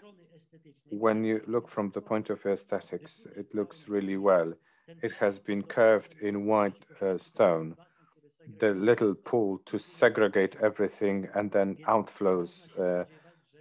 So we can expect that we will discover something really interesting. Let's hope so. Let's hope it will be positive. Some of the elements will have to be kept in place. We need to prepare new sewage or sewer system, and new flooring needs to be prepared properly. Thank you very much, Father. 800 years since the first Franciscans came to the Holy Land. it has been marked with peace. On numerous occasions, I've witnessed the situation when fathers were involved, introducing peace whenever the situation was aggravated. So you can see that this conciliation is possible. It's a miracle created by Franciscans. We are able to talk to Armenians, Greeks, not all together, but there are Franciscans in between who are able to have command with one group and the other. And let's carry on with questions, ladies and gentlemen. We can ask questions or share our reflections.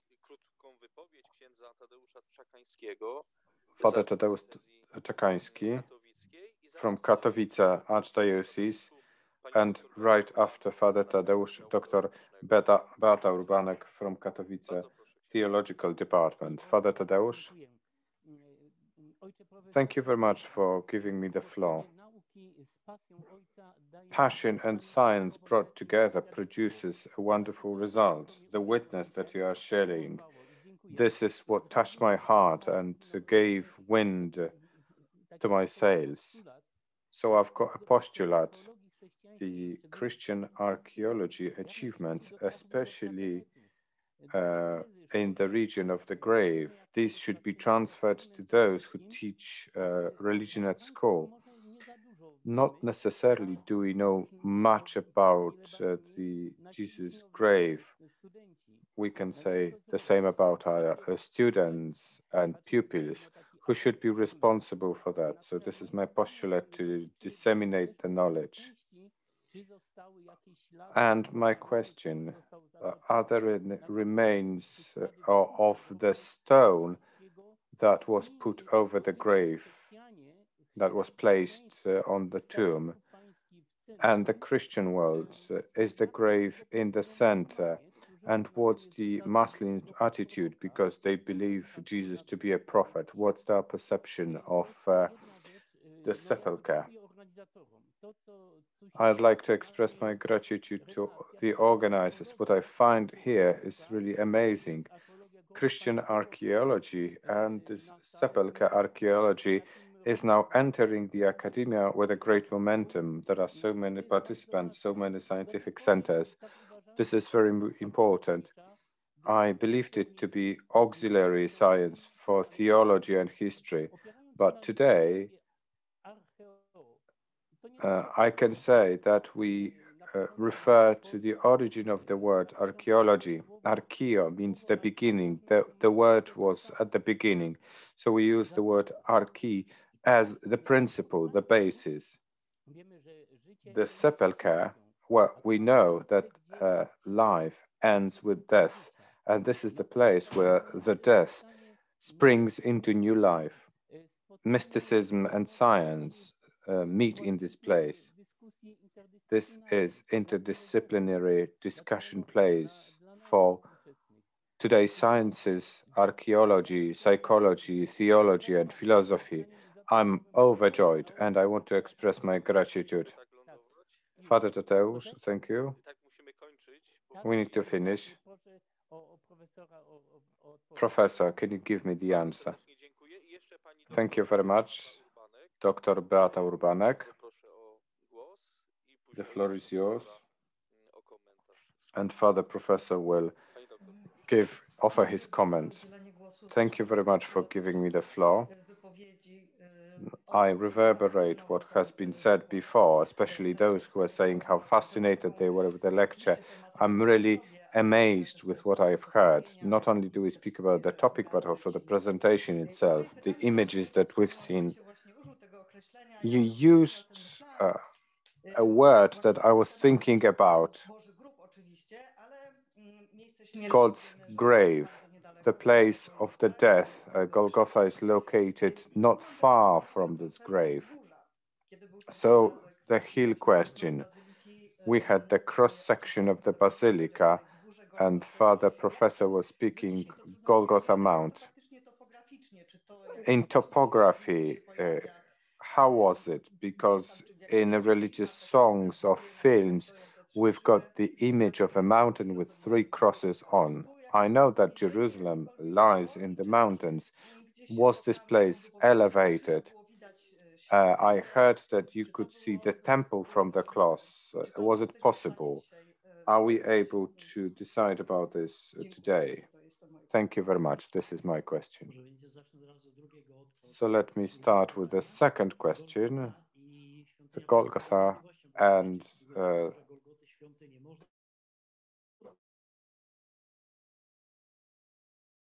it might have been possible to see because Golgotha was located outside the city and the city walls were pretty tall. God's grave is located somewhere higher than the square in front of the temple. You couldn't see the temple, but the roof, yes, because it was huge and stout. What is interesting, some traditions highlighted that Jesus was crucified with his back facing the city. So he wouldn't have to look at the city that he loved. He wouldn't have to see towards the temple. So he was truly humiliated, his back towards the city, where you cannot see the God's temple and the city. Really amazing. We know that our songs, Latin and Polish songs, speak about a high mountain that you can see from all directions. Yes, you could see it at Golgotha because there was the road nearby, and that was a little hill with crosses on, so you could see it. It was the place for executions, so they needed to have some place. Later on, some of this was removed. There was a quarry before. This part of Golgotha was not used for this purpose. So this little hill remained, although later on it was depleted. And around it, they created a building that we can see today. What makes me wonder, I had the possibility to go onto the other side of Golgotha to the Orthodox Church monastery. And in the back, you can see that this is a hill indeed. We've got a few meters difference between the top of Golgotha Calvaria and the tomb, 11 meters of the slope. So when you look at the Golgotha from the other side, I can see the 11 meters elevation. So the top of Golgotha and the chapel where the cross was found, it is 11 meters. So 11 meters, well, it's really impressive. Therefore, we can call it a hill that was now depleted in its size, but in the past you could see it. So all these presentations and rendering from Jesus Christ's time show this place as a hill. It is not as high as the city walls, but, well, you can see it. Thank you very much. And the second question, for the professor's question. I am not able to speak about such important things that relate to our faith, detached from science. I always bring together two questions. If you have experienced something, your presentation is different. So when you show pilgrims around, I say, this is not what I've studied only. This is something that I have truly experienced. So when you come into this place, day in, day out, you touch it, you pray inside. It touches your heart. I was there in the morning. I was looking at the grave. The walls are really thick.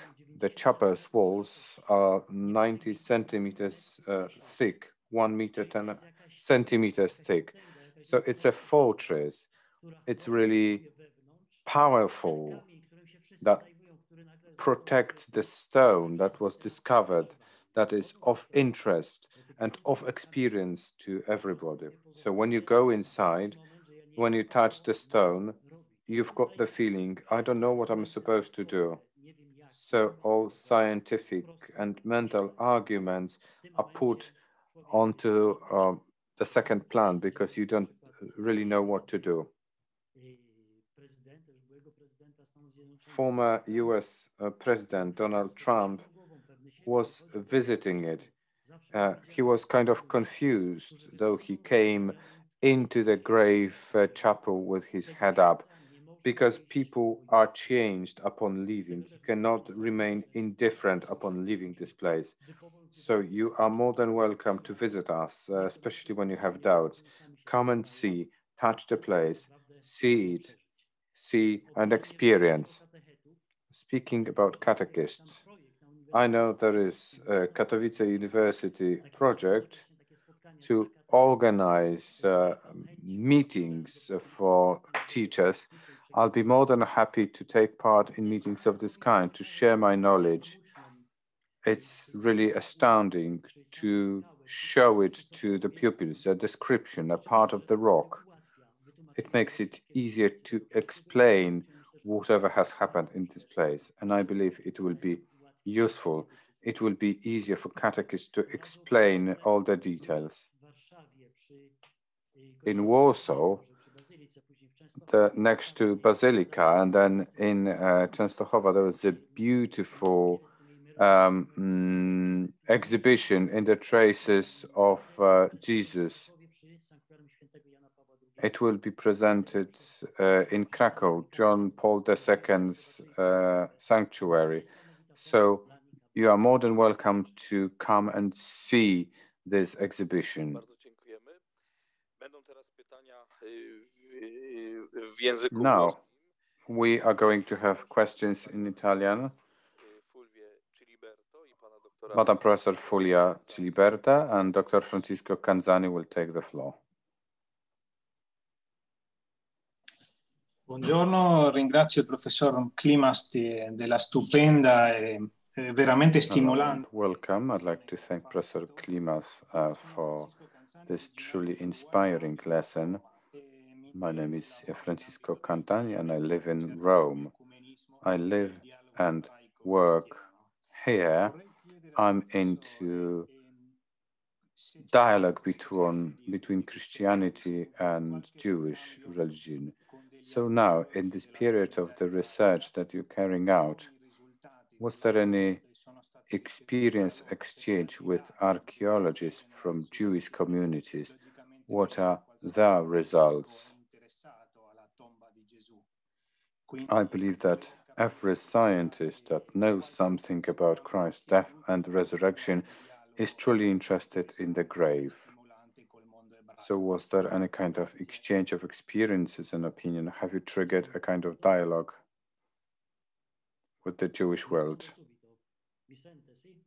Let me answer this question. Can you hear me? Yes, I can hear you very well.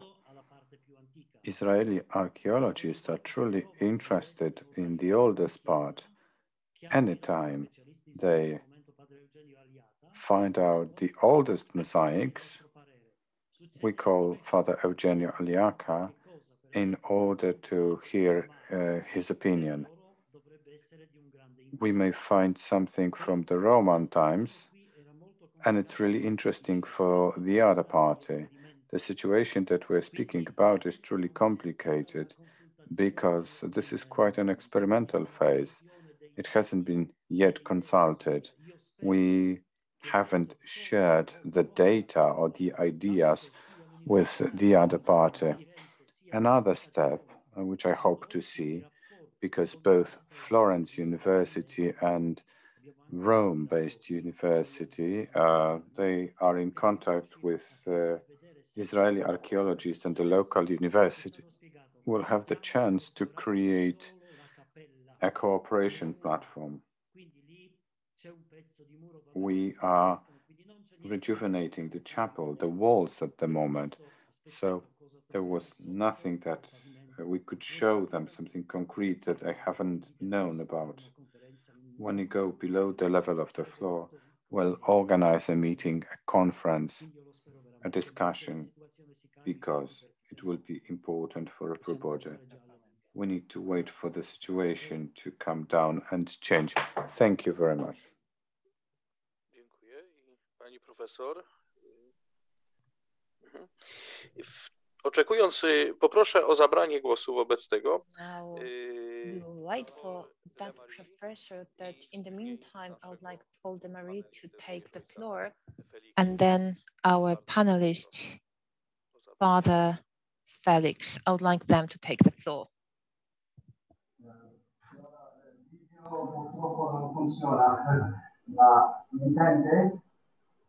Sì, starò. Cerco di sentirla. We cannot hear very well, but we will try and we'll do our best. Thank you very much for this very interesting presentation.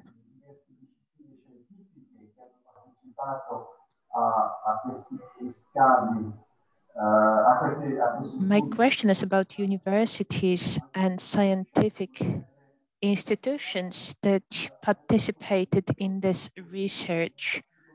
Did you also include departments that deal with modern science? I have read an article that talked. Unfortunately, the sound quality is not very good and it doesn't allow us to hear the rest of the question.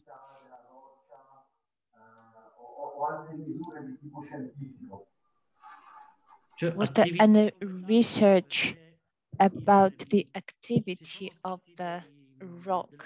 Do we have any scientific research regarding that part? No, we didn't check the activity of the rock, but there were a few extraordinary situations. For example, when we removed the slab that covered the rock, we used very much state-of-the-art technology equipment. At some point, all of them were blocked, all of them stopped working. It was astounding. We asked the operators of those pieces of equipment and they couldn't explain it. We don't know whether there was some kind of energy, whether there was any seismic movement, but something out of the ordinary happened. When it comes to the rock itself, we couldn't see any change and we cannot tell you any more than what we observed ourselves. I've mentioned that before, but I will repeat it. I'm waiting for the moment to see from below whether this rock is connected at the bottom, whether it is also carved in the stone. Definitely, it will be very interesting, but for the time being, we know that something out of the ordinary happened for sure. And now, Father Felix. Rachwalik. I would like to congratulate you on this lecture. As usual, Father Professor surprised us with new pieces of information. Father Professor, as I formulate the question, I would like to make a brief introduction first, because in the Holy Land, a Franciscan structure has been created. It is the custody of the Holy Land. The main duty, the main task is to look after the holy sites in the Holy Land, but also looking after the pilgrims. In your works, you have described many different pilgrimages to the Holy Land over the course of history. Amongst many researchers and our brothers in the Holy Land, we have got those who have the approach of strictly scientific approach, such as Lectio Magistralis or Father Cirillo. However, there are also brothers who deal more with dissemination of the knowledge that we have acquired, so that they write about it, but address people who don't really look at the scientific part. That would be Donato Baldi and the guidebook that has been published in Polish as well. This is the basis for many pilgrims going to the Holy Land. But we also have Father Pietro Casavandero, Eugenio Adlato, Claudio Bottini. And my question is whether your scientific approach, Father Professor, and the description that you have provided in your book, whether you have ever thought about presenting it in a simpler version. Yeah, I've been thinking about it. I keep on thinking about it because this is a strictly scientific book. I'm thinking about the third edition, but I'm waiting for the research to be completed.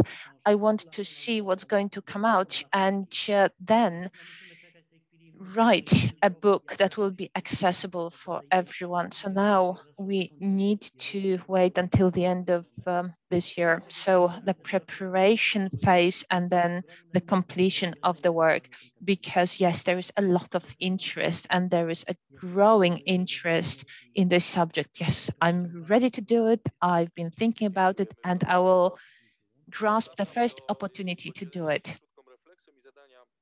Now, a brief reflection and a question from Professor Artur Malina from our department, and then Eva Kaffel.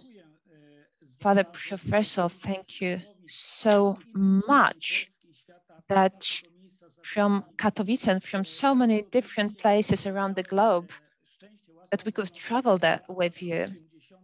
In the 1980s, as still a student, I was blessed enough to study in the Holy Land for 2 years, and I spent a night on or two vigilant at the Holy Tomb. So I went to the Holy Tomb in the 1980s. It looked very much different than at the moment. And I asked about the original entrance to the Holy Tomb.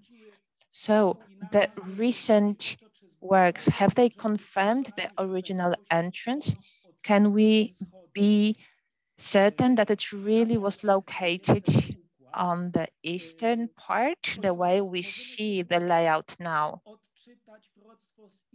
Because this allows us to really see the prophecy of Isaiah, where prophecy comes, do not be afraid because I am with you. I am going to bring your tribe from the east and I'm going to collect you from the west as well. So maybe all of the excavations will allow us to understand better also in the light of the Old Testament, because Jesus resurrects, comes so to speak from this side, and the first witnesses come from the east, but everyone is collected from the west, as we hear from Isaiah. I will answer this question right away. Well, I have never heard from anyone that the entrance would have been located in the west. Everyone confirms that it was located on the eastern side. In 1808, 1810, during the renovations, we know that the eastern part of the stone was unearthed. So there was a little opening to check that the stone was there, and it turned out that it was easier to take off the stones from that side. And the connection, the chapel of the tomb with the chapel of the angels, that is the vestibule. So know that he was brought into the grave, and from the east he was also he also left the grave. So this is the rising sun, and I have never heard anyone doubting that the entrance was from the east. Also, physically speaking, we know that this grave was carved in the hill that's rising, and it would have been very difficult to carve out an entrance from the more difficult side. So it had to be from that side, from the east, because the hill, the mount actually is going towards the west. That's why it goes up. And also there was a question that is there anything that remained from the stone that blocked the entrance? Well, in the chapel of the angel, you can see a part of that stone, and many pilgrims touch that glass. This is just a piece of it, but many pilgrims say that they touch it because this is where the angel was sitting as the women came, and you can see a piece of that stone at the entrance to the tomb. Eva, the floor is yours. We cannot hear you. Please switch your microphone on. Now I have managed to do it. Yes, we can hear you. First of all, thank you very much for this opportunity to speak. I would like to thank Father Professor for so much knowledge and pieces of information, a lot that I have heard here. Well, Professor said that we all have this book. I don't have this book yet. I would like to get it. We heard about the meetings in Krakow and finding the book. Unfortunately, the book is not available. I have really looked high and low all over the internet. But what I would like to say is voice of a person who is still on the way to Jerusalem. I have never been to Jerusalem before. I hope to be able to reach that city together with my husband. However, we are still on the way also in the spiritual sense. And everything that I have learned today has really enriched me and will enrich my visit to the grave of Jesus Christ, the tomb of Jesus Christ. It was really moving to see this whole series of photographs that you have presented. And this is where my question comes from. This is something that has been touched upon a few times today already. First of all, it is about the evangelization. But on the other hand, the book published by Father Professor, but will be accessible to non-scientists. So this knowledge is very much necessary, and we do want to see and touch. We are the doubting Thomases. We want to know. We want to have this knowledge that has been confirmed by archaeologists. And this gives us really great potential for evangelization. It should be one of the priorities. This is how we should also be working. And if that's the case, then I would like to know, when it comes to less scientific works,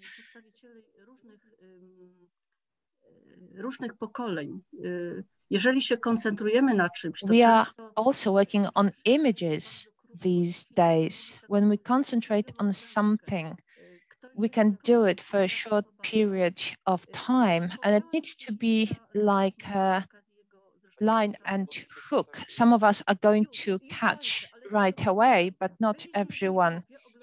So what I'm driving at, we went to Miechów looking at the visual exhibition, and we have never experienced something like that. It was an exhibition about the Shroud of Turin, the pictures, the maps, and showing the time perspective of the most recent pieces of information. Do we have a publication that would give us the most recent information that would be also available to the public? Because we are now speaking in a niche, but I would like to make it available to the public. Yes, there is a possibility. We've had an exhibition in Warsaw, in Częstochowa, and also now it's going to be available in Kraków, a little bit smaller, but still, this is about the Holy Land, and you can really experience the Holy Land. Last year in September in Miechów, something new was added. That is the chapel of the tomb of Christ. So we can see the chapel. So a part of the Shroud of Turin, this has been also blessed by a bishop of the Archdiocese of Kielce. So we talk about the 15th century and also the one from 1169. So you can write to the Franciscan in Chorzów to our delegates. It is possible to buy the book. It is available.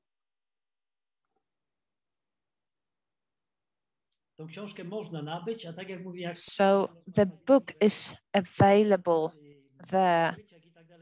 And I have mentioned that I am going to write something that is going to be easier, something that's going to be more accessible and less scientific,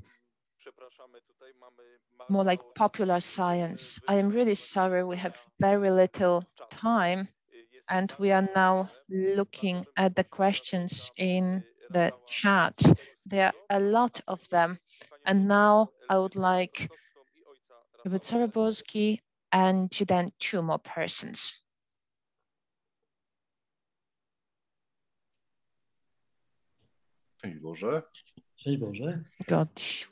Good morning.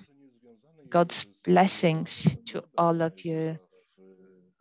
The question may not be connected with the tomb of Jesus in the Holy Land, but I have a more general question regarding works in other places in the Holy Land, on Temple Mount or the so-called Grave of Mary. Are they possible at all, and are they carried out at all? When it comes to the Temple Mount, we know that they are carried out. You never know what will come out. We know that this is a very complicated issue, also a political issue, because we have got the mosques at the top. Lower, you have got the Wailing Wall.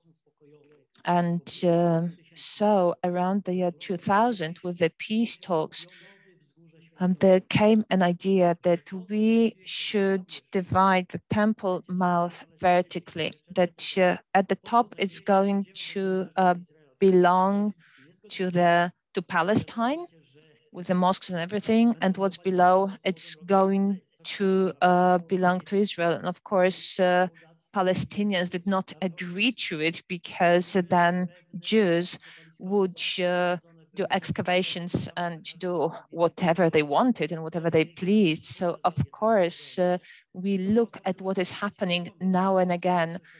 We get a piece of information, so you have to be very vigilant what comes up and what it's all about. It's a very complicated issue. When it comes to the grave of St. Mary, recently no such excavations have been carried out. Last time they were carried out, it was in 1972, when the water from Cedron Creek, the Armenians and everyone looking after that site, they agreed to Father Bagatti to do excavations. There were frescoes and important archaeological advancements and discoveries that were made there, but that was the end of it. And at the moment, there is no such possibility. And these works were pretty extensive and very detailed, and I don't think that two communities, that are Orthodox communities and the Armenians, are going to agree to it. May I ask my question? Thank you very much. I'm really happy to have been able to be a part of this lecture. Materia and existentia Proofs of Resurrection. It was my summer semester lecture. I'm fundamental theologist. I'm into apologetics. And the credibility of the most important fact is in the center of my interest. In this conversatorium, I had students wondering about the quotation from the Gospel. When he bowed down, he could see the cloth and he didn't go inside. We were checking the construction, whatever was available in literature and on the internet. They said it's impossible. It's a narrow passage, no light. Even if you lean towards, you are not able to see inside. It remains the fact that we observed the sun rays that could have opened the view in the morning, but not all the students were convinced. Father Professor, would you be able to cast some light on this kind of problem? Quite a detailed one, but very important for our students. It is possible for the light to light up the grave. I took part in the conference in Miechów.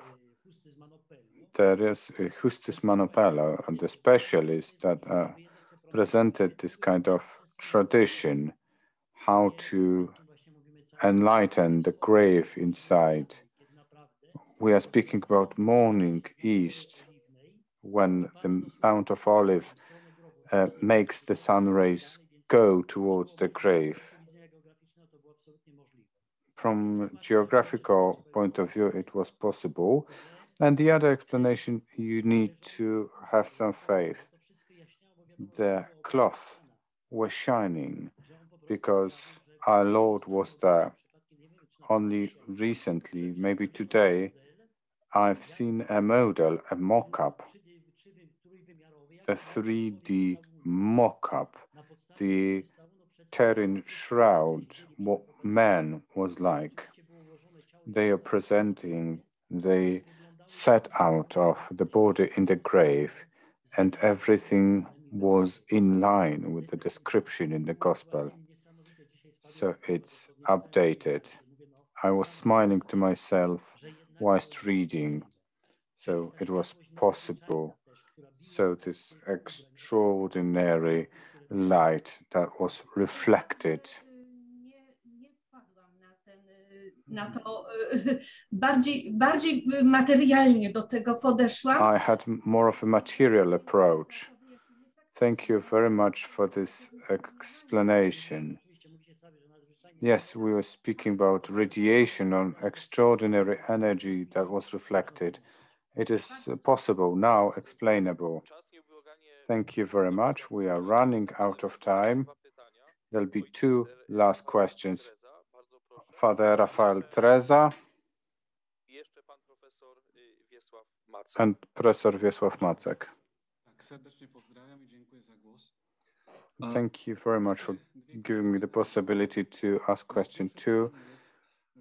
Quick questions. The first being, outside the city walls of Jerusalem, there is a beautiful garden. The Protestants say that this is the genuine grave of our Lord. They even show the places where you can find the seals that the soldiers use to protect the grave. And they speak about a cistern that is located there. And they show the hill that is in the form of a scalp. There is a Muslim cemetery there. We know that the grave was found in the 19th century, as late as that. Before that, they were not interested in this part, in this form. Pilgrims barely could see the shape of the skull. So, what do you think about this? And the second question, when we read the oldest descriptions, Egeria, There are different times of the day, different holidays. Pilgrims and bishops and monks, they were praying in different places. In the 17th century, we had the witness of Christoph Harand, the pilgrim, when he was over the basilica. The Franciscans were showing him around, and they were singing separately in different places, different prayers, different songs. And the second question, what's the genesis of everyday processions that we have in the Sepulchre? The first question, yes, authenticity of the Sepulchre. It was first doubted in 1741, Jonas Skolter. He is a Protestant. He placed Golgotha near the pond of Bilget Mamilia in the western part of the city. Completely different place. However, there are many places or spots. 54 of them were indicated as grave. So all of them had their fantasies. They said it needs to be there because it reminds me of this or that. The garden tomb, the example north of Damascenian gate, the golden example, we use this name. They found the similarity of this rock that is in the shape of a skull. They could see the eyes of it. There was the 4th century examination of the very same place. There is a beautiful article by Father Benoit, the famous professor from École Biblique Française in Jerusalem. He gives a beautiful and thorough explanation. He says, these are cock and bull stories. The theory is hard to believe. You've got the cloister next to the place. So you're on the verge of this place. We were very much supported by them. They took care of this hill, showing that this idea you are referring to was not genuine. But still, we've got pilgrims coming in, Anglicans who believe that this is genuine. Lutherans disagree with this, and they say the original, the genuine one, is next to this Lutheran church in the city center, the Church of Jesus the Savior. There are so many explanations that are funny, hilarious, no sense, pondering about it. This one has been known since 1983, when a monastery was set up. Studies started then. So there are descriptions, there are studies, but this place is not a genuine one. So we believe the things that I was referring to. And the second question, the way of the cross. This is the way of the cross procession.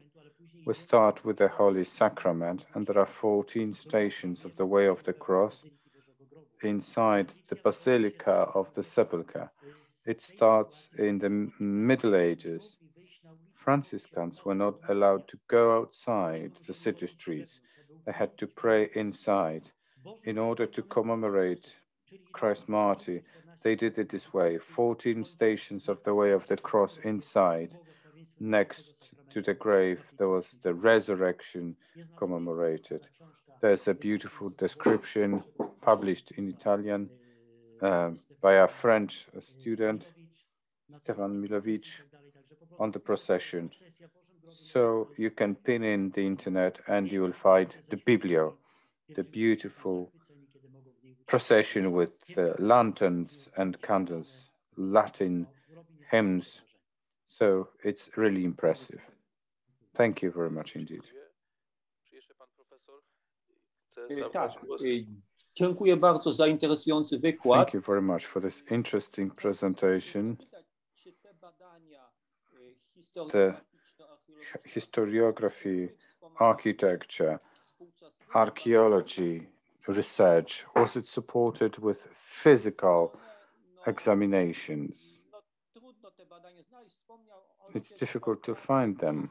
You are mentioning the paper that is not yet out at the AGH University of Technology. What is it supposed to produce, and why isn't it out yet? I was looking for papers. 2 or 3 papers indicated that this is too specific a topic related to minerals and so on, so it is not of their interest. So the answer, well, was not straightforward. They didn't want to delve into this because it's pretty specific. We show the type of the rock. There's microscopic research. Even the packaging is the subject of examination too. So I hope that Catholic University will be interested and will make it possible to publish. And publication in Polish and English. It will be something new. Nobody has ever done something of this kind before. Mineral testing, I haven't seen on any kind of research of this time.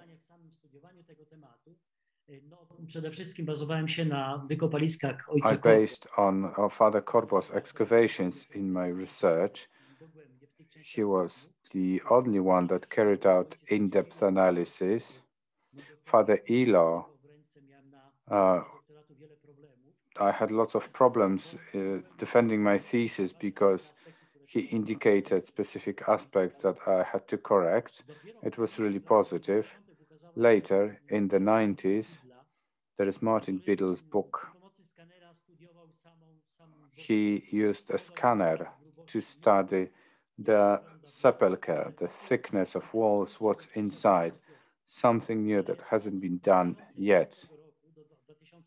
Starting 2011, there's been seismographic research with the use of cutting-edge apparatuses, the stability of the buildings. Professor Moro Pulo believes that anastasis, the huge rotunda, may collapse. Why? Because it was partially built on the rubble of the pagan temple. Constantine used partially the tough, solid rock and the embankment is not robust enough.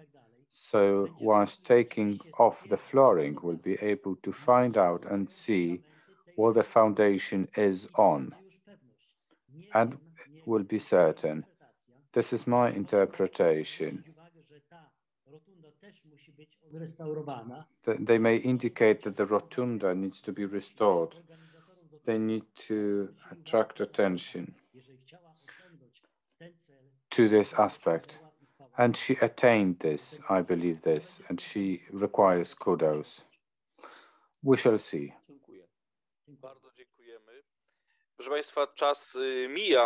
Time's up, ladies and gentlemen. Together with Magdalena, we were reading your questions. We were trying to moderate the discussion. All the questions that were posed that we were unable to read out, these will be sent to Father Professor Stanisław Klimas,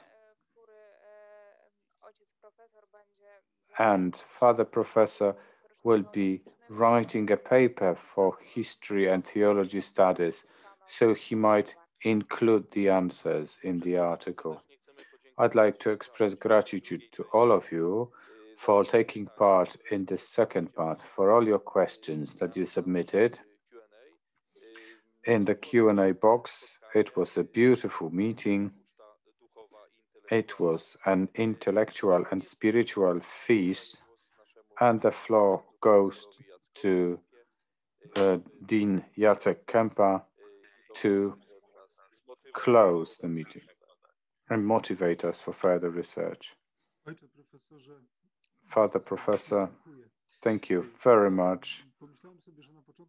I was thinking I made a blunder or a mistake at the beginning because I said this is Silesian University Theological Department. No, it was the invitation to Jerusalem's walls, or to be more precise, the Basilica of the Sepulchre. I'd like to express my gratitude for the possibility of visiting the place. None of us has been able to pay so detailed, so precise. Thank you very much for all the information, for fascinating account of the researcher and witness.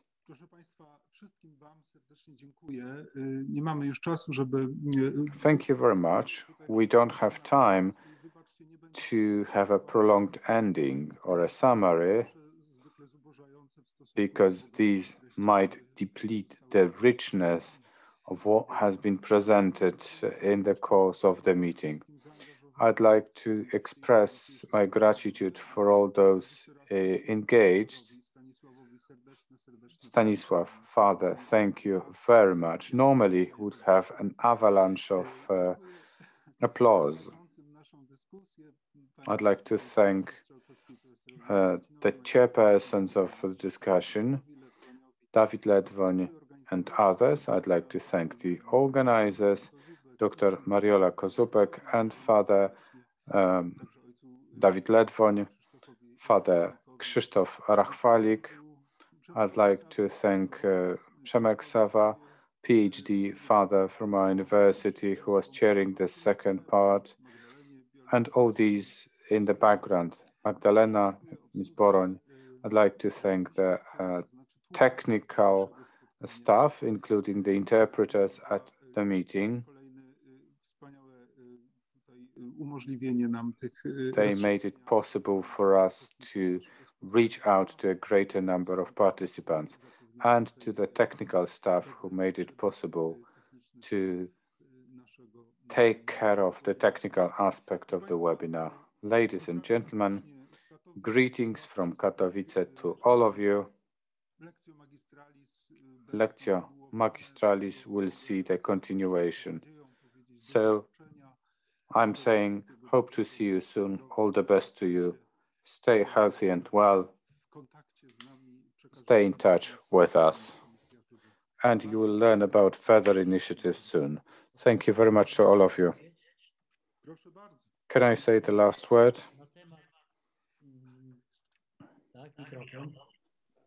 Tak, ja jeszcze tylko dopowiem jedno, ojcze, zanim ojciec coś tam przełączy. One more thing.